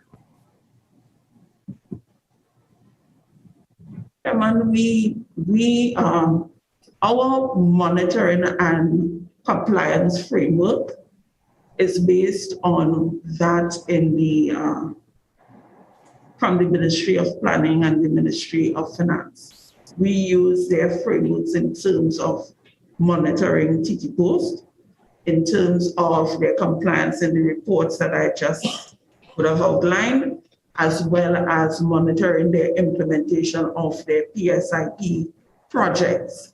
So we use those tools in order to address how the perspectives we have on how Ttpost is, running its operations. And do you get reports, the Auditor General? Is there any reports from the Auditor General that has been forthcoming recently?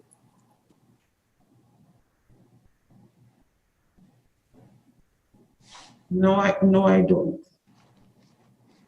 You see, what I'm just looking at the oversight, the general oversight. Remember, it's public funds, and we just want to see if there are persons outside may want to question if there are checks, balances, whatever oversights there are. And I'm thinking that we have to ensure that these things are there. And Chairman. Yeah, proceed. Yes, just a comment briefly with respect to the Auditor General. The last year, the Auditor General audited Ttpos accounts were in 2005. And since then, we have utilized local accounting firms with the approval of the Auditor General.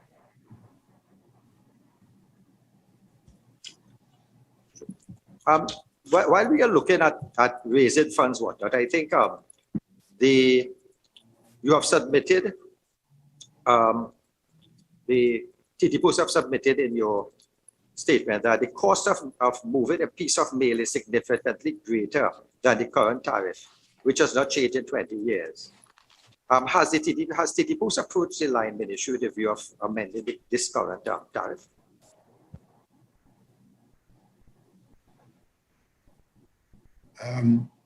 The answer is yes. On several occasions, it hasn't happened again.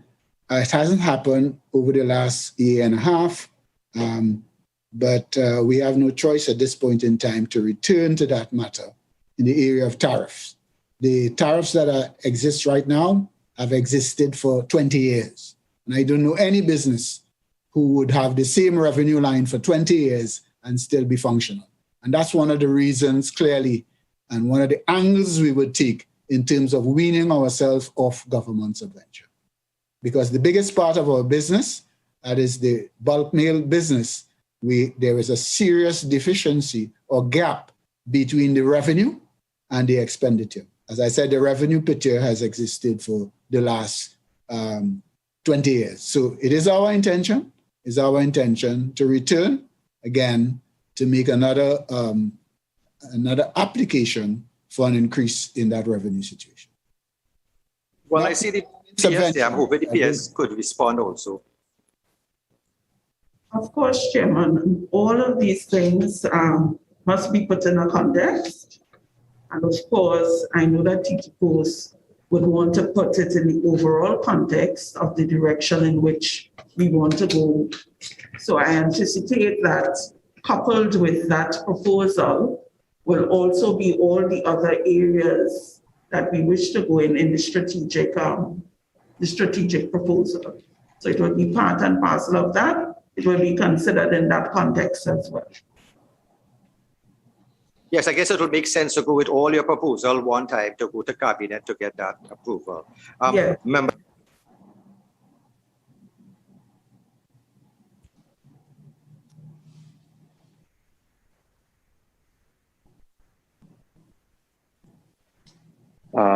Good morning, Mr. Chair. I'm assuming you're calling on me. I didn't hear the last part. No, I saw your hand raised. I thought do you have a question? Yes, I do. I do have a question. Yes. I was just wondering if you were actually calling on me. Good morning, everyone, again. The question that I have is in relation to everything that we've been hearing for the morning thus far regarding the revenue generating initiatives of Ttpos, as well as the increasing of efficiency and productivity for Ttpos. The question that I have is, over the Christmas season, the citizenry of Trinidad and Tobago would have been made aware of a particular long-standing practice whereby certain envelopes would be placed in mailboxes to sort of invite tipping to postmen. What I want to find out from the management of Ttpos is, what is your take on this practice? I think it's important that we hear from the management of Ttpos, because we've heard from the ministry in relation to that article.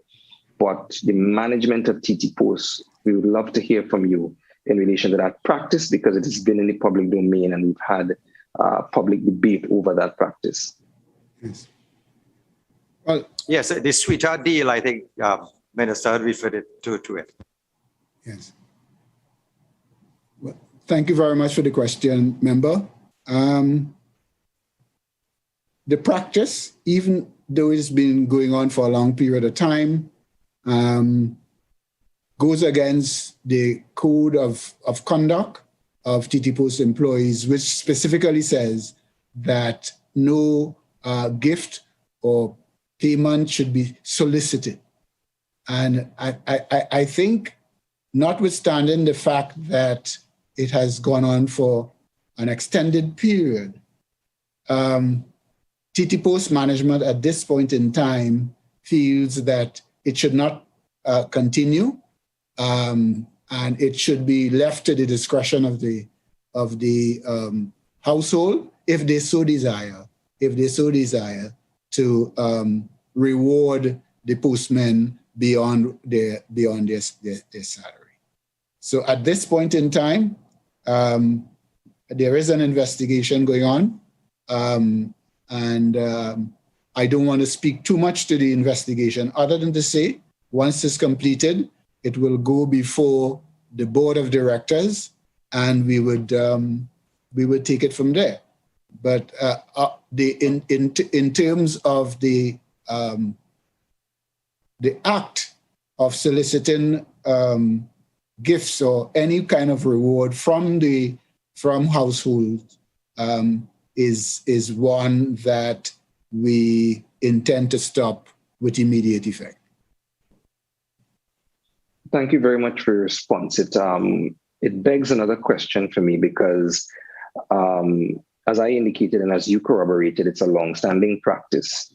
So the question that I want to ask is, why now? If this has been going on for a while and it is, as you've indicated, against the code of conduct of the Ttpost, why was it allowed to continue for such an extended period of time? Yes. I couldn't answer that in totality. I could account for the recent period. I want to let you know that before the minister's intervention, we had taken steps in this Christmas season to ward off the practice. What had happened, however, by the time we did that, the horse had bolted before the stable doors were closed.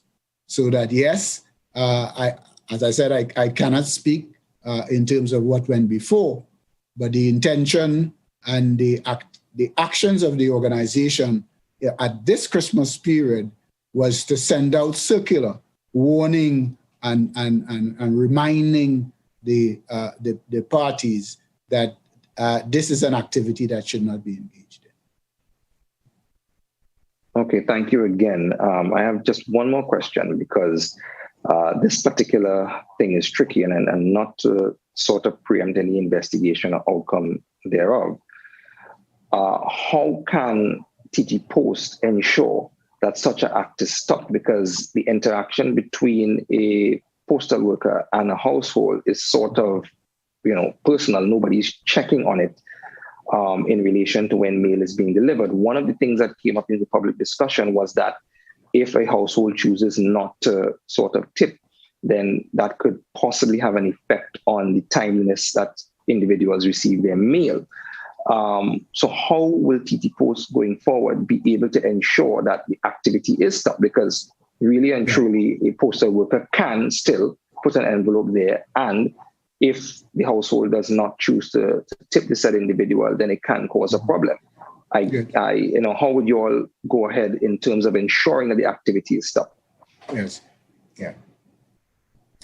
Well, there are different ways. There's supervisory staff at the outlet, and for this to happen, it would mean putting the envelope in their satchel before going out.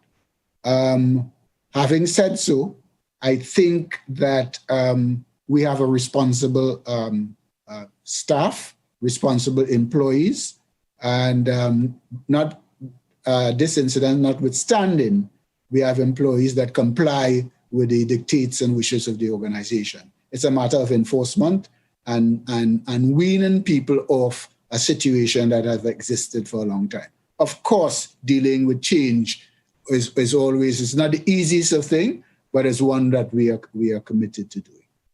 In terms of the possibility of people not being well served in the absence of not bringing a tip or anything forward, I don't think that would happen, and it's one that we would not entertain at all. We have mechanisms of determining the length of time certain mails reach people, and if we see and people at that level always have to answer why it is that mails take inordinate period of time to be delivered. So I don't see that happening at all. In fact, that's an easier one, member, than the first area of stopping it 100%, because it requires the cooperation of the citizenry as well. Thank you very much again. Will the Ttpost, also be putting something out in the daily papers or even some sort of educational material to make the public aware that this practice is being stopped? Yeah. Yeah. From the customer side. It's early days yet. In terms of, I think we shouldn't respond in a panic zone and then we come back again. We wait for the investigation, see what it says, and on that basis, we will know how we should move. At that point in time, the board will be involved as well, so that what will be coming out will be more than just management recommendation. So that, yes, there would be something coming out in terms of exactly when and how and what form it should take. It would be dependent on the outcome of the report that's being done at this point in time, or the investigation that's being done at this point in time. Thank you very much. Mr. Chairman, over to you. Yeah, sure. I see Mr. Hakim Ahmed, the chairman, would like to make some comments. Yes, thank you, Ms. Chairman. Yeah, the question is, the board never knew, this current board never knew about that practice. And it brought to our attention at this point in time. And the investigation is being conducted now. When that investigation completes, it will go to the HRC Resource Committee and then come to the board, and a decision will be taken there to stop that practice. I think no effort was made in the past to put that practice to an end. And we are committed as a board to treat with that. And when that treatment is meted out, the public will be aware of the situation. But the board certainly is not in agreement with that particular action taken by the postal people. And we are adamant to try to get to bring the back of this. Thank you, Mr. Chairman. Well, I'm happy that you have given like an official sort of statement that you found this activity. But members of the public, sometimes it's Christmas and they may feel free to give our hardworking postal officers, whatever we decide to give. The other countries, they may tip people, they may give them Christmas presents. So the public will still be free to do that, but at least we know it's not an official, agreement among your body. I just wanted to touch on this. I've noticed, we're looking at the revenue aspect, right? And the cost reduction drive, which I think is very important. So I want to ask something. In your submission, you stated that Ttpos is successfully embarking on a cost reduction drive. What aspects of Ttpos operations were modified to undertake the cost reduction drive? Yes. Well, there were several areas, and this happened in phase one of the plan to operate in a pandemic. But the areas that we focus on at the time will be overtime, reduction in stationery, mobile phone allowances, switching off lights and air conditioning after working hours, rent relief and deferral, reduction in travel to Tobago, and a freeze on hiring. Those were some of the high points in terms of our reduction drive, which was successfully implemented. And when did you commence this cost reduction drive? Yes, it started in 2020 around the middle of 2020. I've noticed that as far as, October 2021, Ttpos had a stamp collection launch with, I think it was the Ministry of Agriculture, where you had brought out some lovely stamps with food, different type of food like, crab dumpling, chicken pilau, saltfish. Sometimes when you look at your stamps, you get very hungry. But I may want to ask something. This launch, right, bringing out these stamps, is it in a way viable? Is it something that is still viable? There are collectors out there. What cost factor did you put into this venture of putting these new stamps? Is it something that it's a revenue generating activity? Yeah. Yeah. So some of it revenue generating activities. Some of it is just the adapting certain direction in the normal scheme of changing stamps. We have to buy stamps. We have to produce stamps anyway. So that whether it's in a launch as you have it there, or people just wanting to buy stamps on a regular basis. Sorry, but it depends really on the what is intended. Sometimes we do it for revenue, and sometimes we do it for inventory purposes.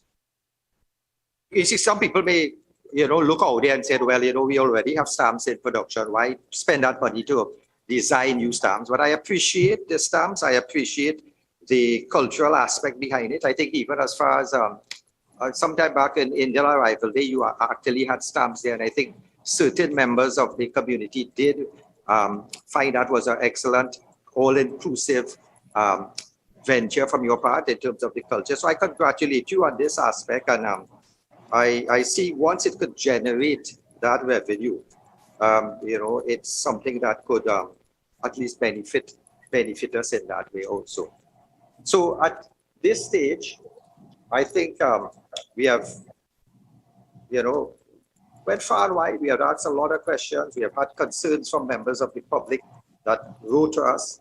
And I want to, at this stage, ask any members of my committee if they have any more questions they would like to put to any comments. Yes, member. Yes, member, you can proceed. Hi, Chair. Yeah. Good day, everyone. Firstly, a happy new year to everyone. Mr. Deltich, I must say, batting lower down in the order as I am now, I would have had the benefit of listening to the, of course, the questions that was posed to Ttpost and the manner in which you would have been able to adequately provide the information.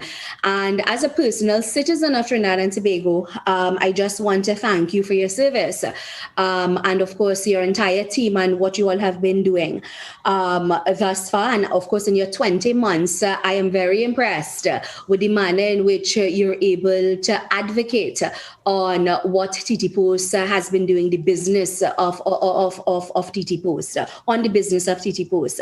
Now, that being said, well, I am also the minister who sits in the office of the Attorney General and the Ministry of Legal Affairs. And the reason why I'm saying this is because there are just two things that I wanted.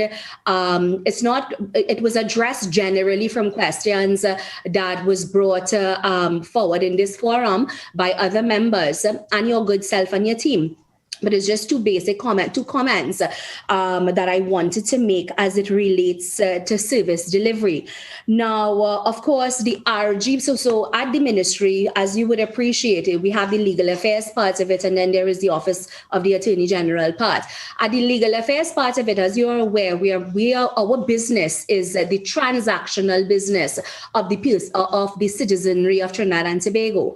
And we are also what I would believe a very big customer and client of Ttpost, right? Now, mind you, I held my breath when the question was asked about delinquent ministries and payments and so on. The question put by the chair. So I did hold my breath for a few minutes.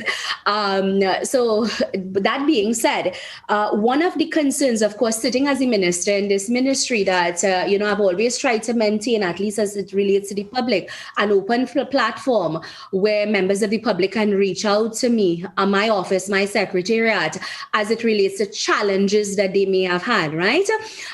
One of the major challenges, which, as I said before, I know it was addressed, is, of course, coming from our rural communities which we serve. And one of the so yes, I would have listened again to the submissions made by your good self and your team relative to the factors that are considered when determining where a post will be established, and that's based on locality, security, and I understand all of that.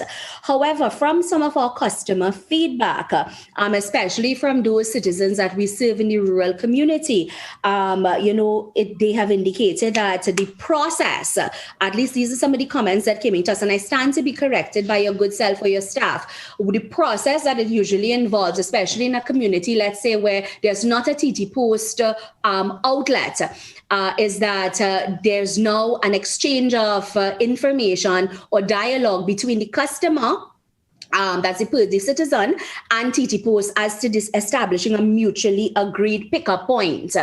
And those pickup points may not necessarily be at Outpost, one of those service centers. So there's some sort of an agreement that is, of course, made between Ttpost and the citizen in these rural communities relative to where this exchange of mail can happen. Now, as I said before, I'm just simply going based on comments that came to my office, at least for the time frame that I've been serving here. And, if you could shed some clarity on that process, I would appreciate it, especially for the members of the public who's listening on.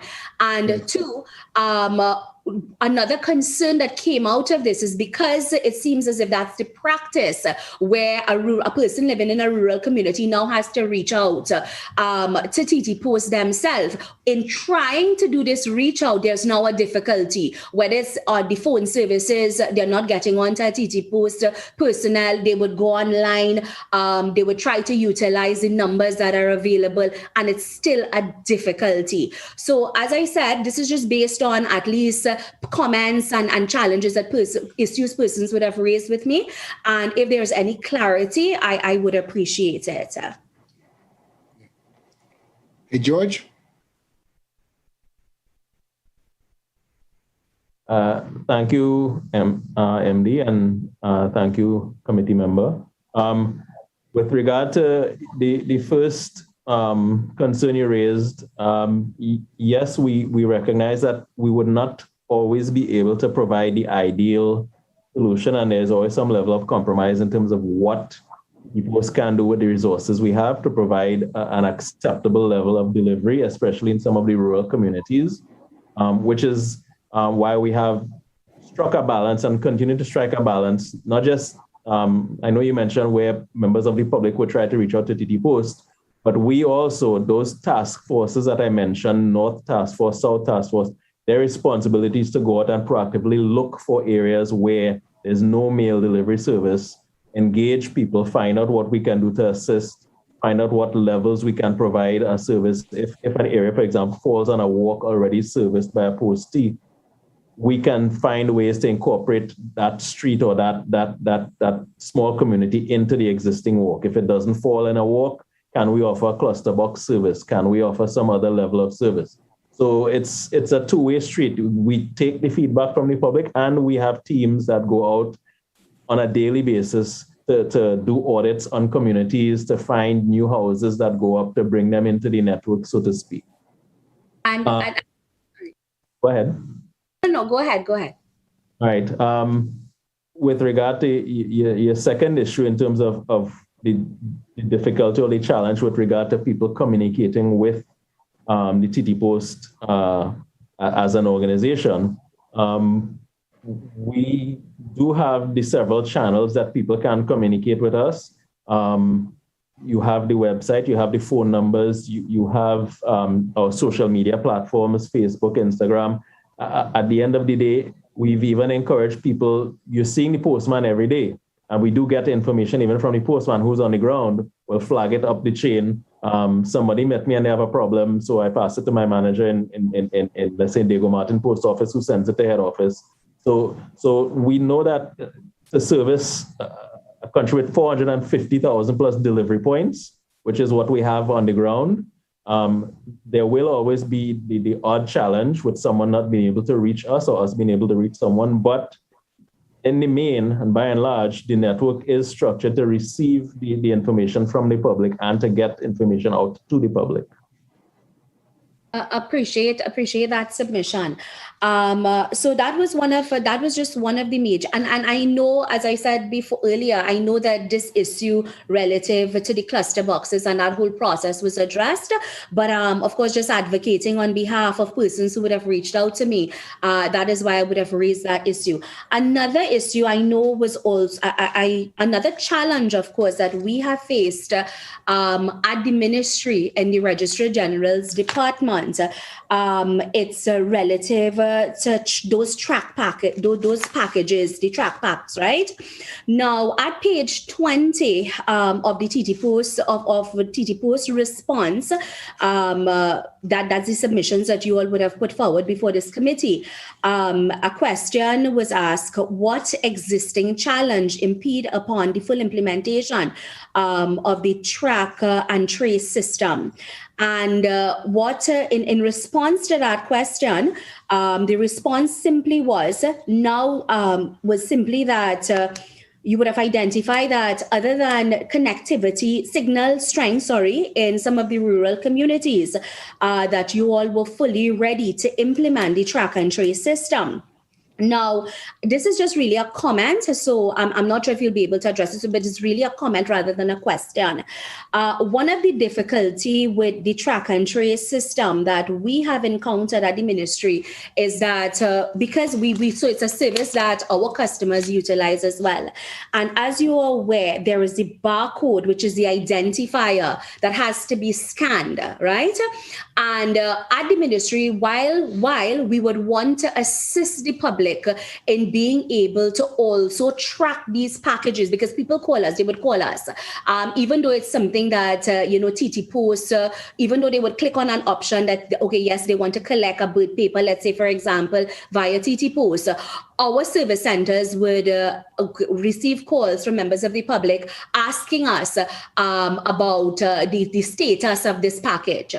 Of course, we can't provide that information because of the fact that those barcodes, which is the unique identifier to each package, it requires us to scan it. So what we have found ourselves, or at least the registrar's department, what we have found ourselves in is that while we want to assist the public, there is now this scanner, this hardware, which we are now required to also have and invest in order to be able to track those packages. So I'm not sure if you're following, right? These scanners, of course, there's a high cost attached to it. And I know money is an issue for all ministries, for all departments, right? But what I was wondering is that within the parameters of Ttpost, when we look at your PSIP projects, for example, that public sector investment program, is there any avenue through that program that perhaps Ttpost can be able to accrue those scanners and lend that support to ministries like ours, which rely heavily, or which is a big customer of Ttpost? And the reason why I'm asking is because we are now called upon at the ministry to allocate funding, deploy staff in order to do the scanning, in order to assist members of the public in tracking this package, when really it's a service. It's a service that respectfully ought to have been rendered by Ttpost. So we as a client, as a customer, we now incurring an additional expense, whether it's deploying staff, whether it's investing in these scanners. And I'm respectfully making the comment, I'm not sure. It's something that I have also engaged our RG department to look into, whether under our PSIP, this is something we could probably look into. But I know certainly, at least from the ministry and from legal affairs, if we can get assistance with respect to those scanners, it will save us, it will assist us considerably in being able to discharge and help members of the public who call upon us continuously to assist in the tracking of their packages. So for now, what we do is that, of course, we will just provide them. Once the calls come in or the emails come in, we would simply provide them with their number. And then the process I know now is that once we provide that tracking number to the customer, then the duty is on them to do the needful to track their packages. But certainly there are people who sometimes, I tell people, sometimes you really can't judge a man by our own standard. And sometimes a man don't even have $1 on his phone to make a phone call to Ttpost, or they may not have internet. And especially in our RG department, if we could be able to offer those additional services to the man on the ground, to the man on the street, where we as a ministry can then track and assist them, that would be awesome, especially for those persons who are severely affected because of financial reasons and can't handle their businesses because of that reason. So that was just a comment I wanted to make relative to those scanners. As I said, I know from our ministry's perspective, we would look into whether or not we could probably do that through a PSIP program. But I'm not sure if through your PSIP program, if that is perhaps something, that could perhaps be considered. Nicholas? Yes, sir. Thank you, member. I'd like to say I'm happy to hear this because I work very, very, very closely with MAGLA, especially RG's office.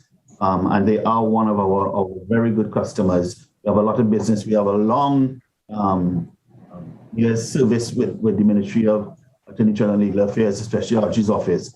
Member, I would just like to address your first point.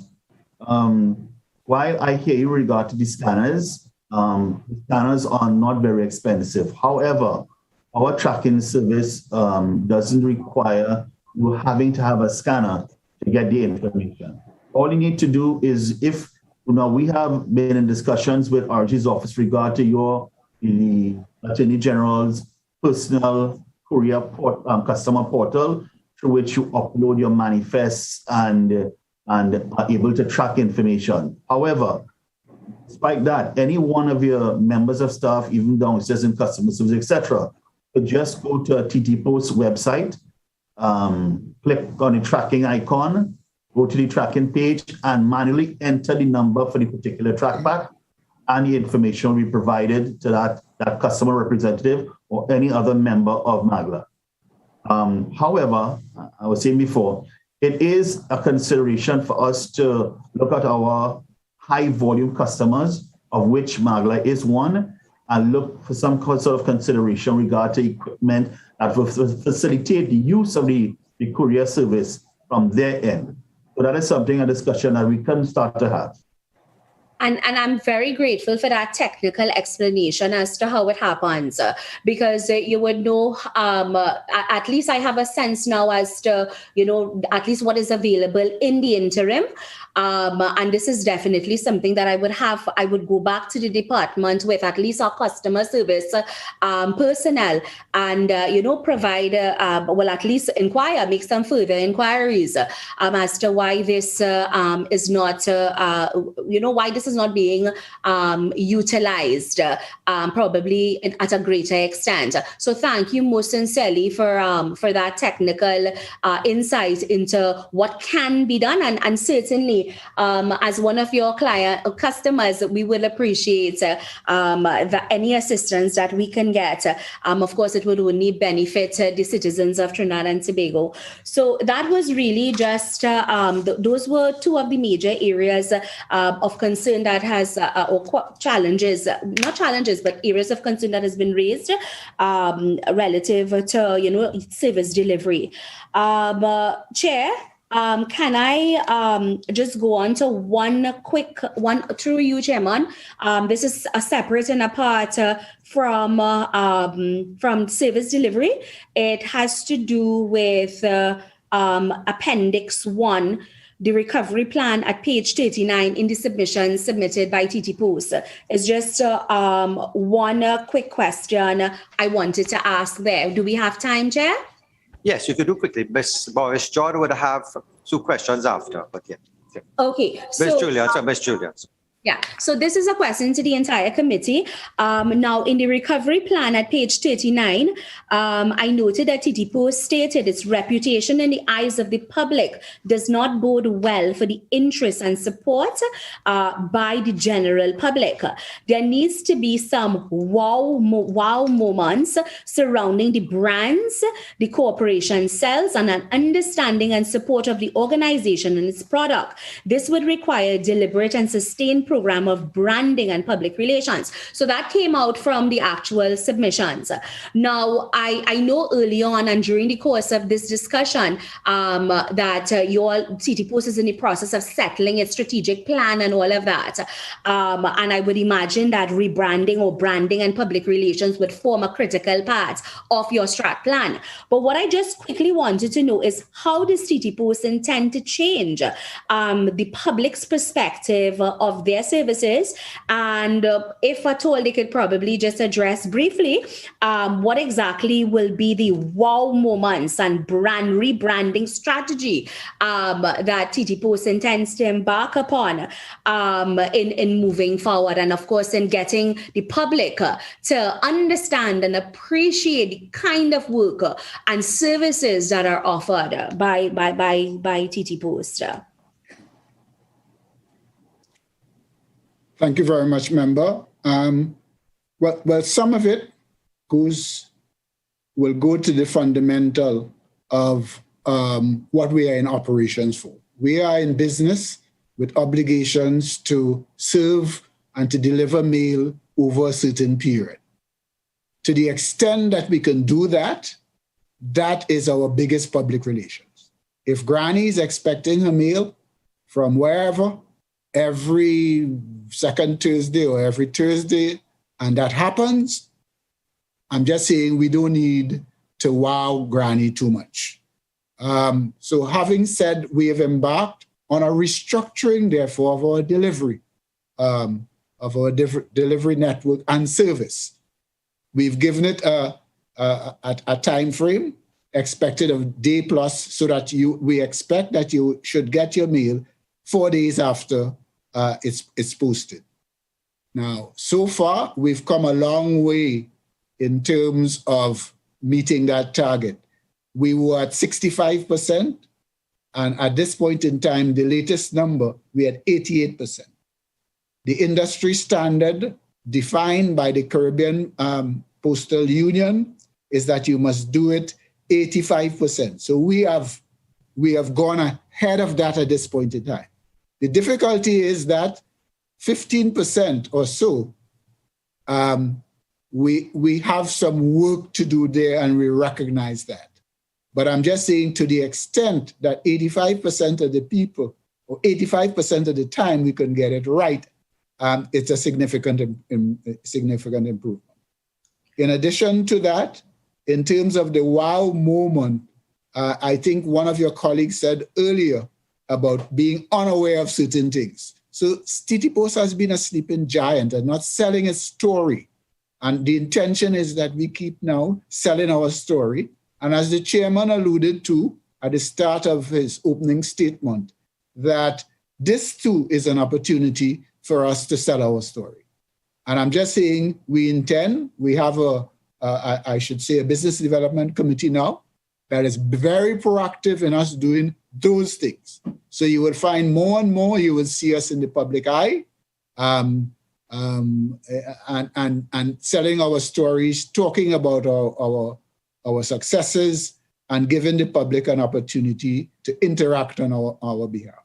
So those are some of the things in the absence of a strategic plan that we have ongoing now, right now. You would see over the last 3 months or so, we've been in the newspapers in very positive way. And that too changes the image. Now, we know that there's some difficulty in changing historical image that people may have, but the onus is on us to keep trying and to make tomorrow better than today and the following day better than tomorrow. And that is the strategy we're working on until we come up with a grand plan to rebrand and all those other things. All right. I can say that the deliveries network and the delivery service is on the way up. A committee has been appointed, and at the board level, operations committee, to track this, so that every month we have to show our numbers in terms of delivery, and we would hit the committee even before it reaches the board level. So there are many things that we're doing at the same time, but we recognize that a lot of people didn't have as favorable a reputation of Ttpost that we would have liked it to be when we started our journey to rectify the issue. And I agree with you. Service and performance beat all talk, right? Sure. And I agree. To that end, I just want to say to members of Ttpost respectfully through you, Chair. I know you all would have spoken about possibly thinking of expanding your services, and then of course you would require that is where, of course, upon the completion of your strat plan and greater introspection, and definitely at that stage you may require that legislative assistance. Just know that at least at the Office of the Attorney General, we stand ready and committed if and when that time arises to offer that support, that legislative support that may be required by Ttpost. We stand ready and committed, as I said before. So thanks again, Chair. That is the extent of my submissions. Thank you. And I guess we have, I think, Ms. Morris Julian would like to ask, I think, 2 questions. Thank you, Mr. Chairman. I have actually 3 related questions, somewhat related. Through the Chairman, I was very pleased to see that you said partner with DHL to bring Ttpost to international standards relative to service, quality, and reach of customer service. I am one of those persons that have received DHL packages regularly, and it is a wonderful service. And what I have found that if, for example, I'm not available, they're always very willing to bring the package to wherever I am. And that is really, really thoughtful and considerate, especially for busy persons such as myself and everybody who's here this morning. But can you tell me about what tangible benefits that you can say was gained from this particular relationship? Nicholas? Thank you, MD, and thank you, ma'am, for the question. There are very, very great tangible benefits that we gain from this relationship.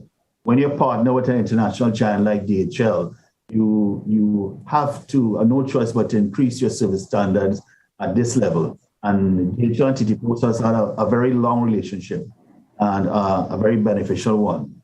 So some of the tangible benefits that we would have achieved would be reducing customer complaints.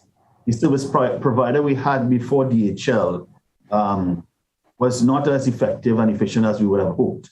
And we actually saw an immediate, a really immediate changeover from the day we started using DHL. The calls coming to our offices dropped by over 85%, literally over 85% overnight. Customers were easy to track their items online, and the packaging material we will provide and the level of service was also towards what the market and the customer wanted. Additionally, we were able to get better delivery times. And again, as the previous member just said, performance beats all talk. So when you have these like yourself, the performance is standing out there, we will have less complaints and happier customers. Another major tangible item that we receive is reduction in cost and in marginal improvement in our gross margins. Because with our previous service provider, we would have to use other international airlines and then pay for the international airline and then also pay the delivery agent in that particular country. With DHL, we have a one-stop shop, which reduces our cost factor. Those are the 2 direct tangible benefits that we would have received. Yes, I want to agree, especially with the cheaper part. I was pleasantly surprised to see no hidden cost, which I must admit happened before. Now, I would like to move on as we're on the topic of courier services. It was stated that the current system for processing courier packages to delivery utilized by Ttpost has been unchanged since the implementation of the courier service. And there's another statement about a restructuring document. Can I have some clarity? Can I have an update on the reference document, please? And what is the proposed date for completion?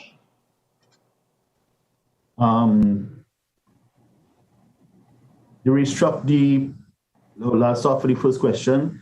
the existing processing, package processing process that we have is very effective.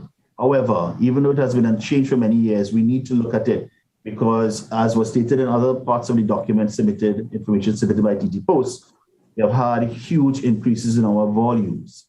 And when you have increases in volumes, you'll have increases in manpower, and not only manpower, but increases in or better implementation of different processes to accommodate those that additional capacity that you need to manage the new increases.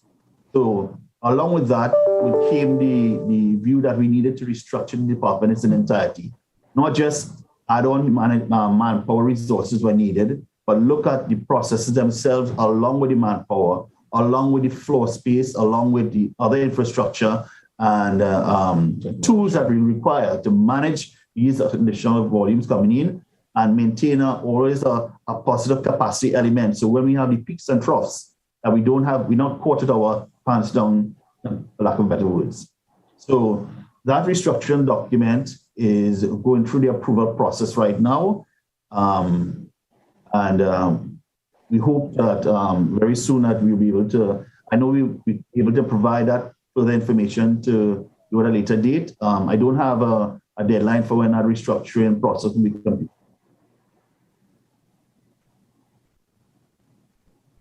Okay, well, I really hope that you will get a deadline soon because, as you would appreciate, restructuring is always important. And even though something works, there's always somehow it could work better if we look at it and make sure that, any way it can be improved, it is improved.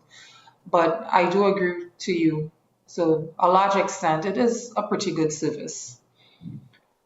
So, moving on. As I stated before, we all live very busy lives. So I was pleasantly surprised to read about the National Petroleum Company with the quick shops. I think that's a brilliant idea. All right, could I just get some more details on behalf of the chairman and members of the committee on how this would work? Because I spend more time in my vehicle than I spend at home. So could I please find out what is it? How is it going to happen? And is it that I can just dash right in while the car is getting fuel and see about my business?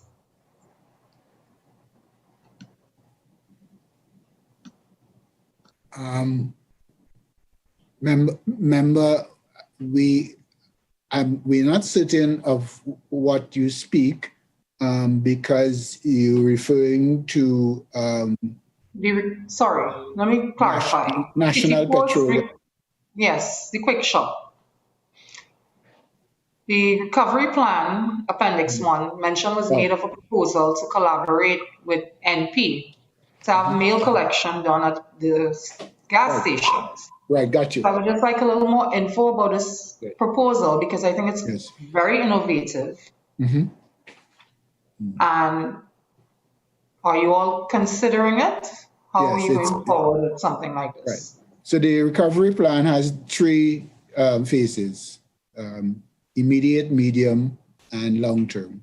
That was part of the longer term plan, and we are in the process. So it's at the point where we would need to collaborate or start the communication. We haven't started it as yet, but that is part of the strategic plan, by the way, in terms of new areas of distribution. So yes, we are looking. It may not be NP. It may be somebody else. But I'm just saying NP, we believe, has the reach. In terms of people. In fact, people who pop into a gas station on their way home could collect their mail and so on. So that is a proposal that came to us from the general manager operation that I think he saw in as either Canada or Australia, one of the 2 areas. And the intention is to get as much information and to see how viable we can replicate that system in Trinidad. But we're not there yet, but it is part of the strategic plan. Thank you very much, sir. And I would really hope that you all will get there because I think it's quite innovative. And as I stated before, we have to keep up with the times. Thank you very much, Chairman. That will be all from me for now.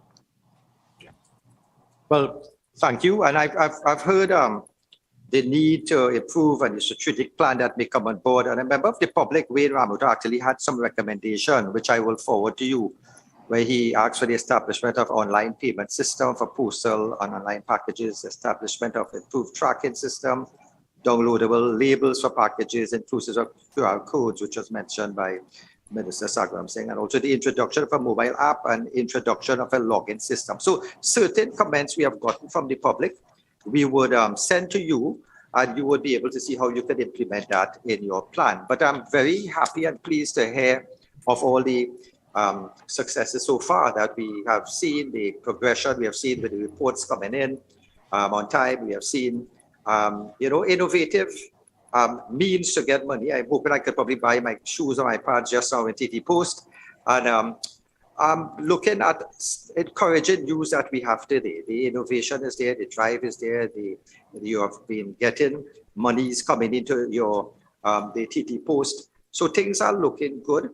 And I have to say congratulations to your team, congratulations to the PS for at least being on board. And I think what we are looking for now is that implementation plan quick as possible so we can move a stage further. So I would like now to invite Mr. Francis Deltich, the Managing Director, to give us some brief. Before I ask for any closing comments, I think Mr. Chairman Akim Ahmad wanted to make a comment. No, I don't think so. Okay, well, would you mind giving the closing remarks? Because seeing that you have given the opening remarks, any sort of closing remarks that Chairman would like to give. Thank you, Mr. Chairman. I want to express our total gratitude to the committee in terms of the frank positions and questions you have asked us. We will take this as a learning curve. We are here to get to understand how the public reacts to us. And the board particularly is in a transformation mode where we want to digitize the corporation and we want to take all avenues to ensure that Ttpost exactly deliver the obligation that they designed to do. And again, I want to thank the committee for their presentation, and we'll take all the situations here on board and we'll treat with it in the future. Thank you very much. Thank you, Chairman. Ms. Nicolette Duke, PS, I think, your line minister, your minister has a lot of hopes in this organization, or give them that benchmark that they would have to get viable. And somehow he pushed that out. So I'd like to hear some closing comments from you, please. Thank you, Chairman. And certainly we are excited by the possibilities of what Ttpost can do, especially in light of, the opportunity to provide enhanced services to the citizenry. We at the ministry stand ready to support Ttpost with policy direction, with monitoring, with evaluation, with advice. And we have always worked collaboratively. We intend to continue on that road. And of course, we are really ready to receive those recommendations that may have been made by members of the public, and of course, recommendations from the committee, which we heard a lot of today and which we really appreciate, that will help us in this thrust of bringing greater efficiencies to Ttpost, and of course, fulfilling the policy direction as articulated by our minister. Thank you. Thank you very much. So at this stage, I would like to thank the officials of the Ttpost, the chairman, Mr. Ahmad, then Mr. Deltich, Mr. George Alexis, Ms. April Peters, Mr. Nicholas Martin. And I also like to thank the Ms. Nicolette Duke, the Permanent Secretary, and also Ms. Arlene Collis for your presence here this morning, your contribution. You know, we are all doing this to help the citizenry, and I think together we can get those ideas forward. I would also like to thank my committee members for participating in this virtual hearing. I'd like to thank the staff of the Office of Parliament for your procedural and logistical support, the viewing and listening audience, and also those members of the public who did submit certain concerns that they had. At this time, thank you all. Please have a safe journey at home or wherever you are. Please continue being safe, observing the protocols, and looking forward to a better service from Ttpost. Thank you very much, and I now declare this meeting adjourned.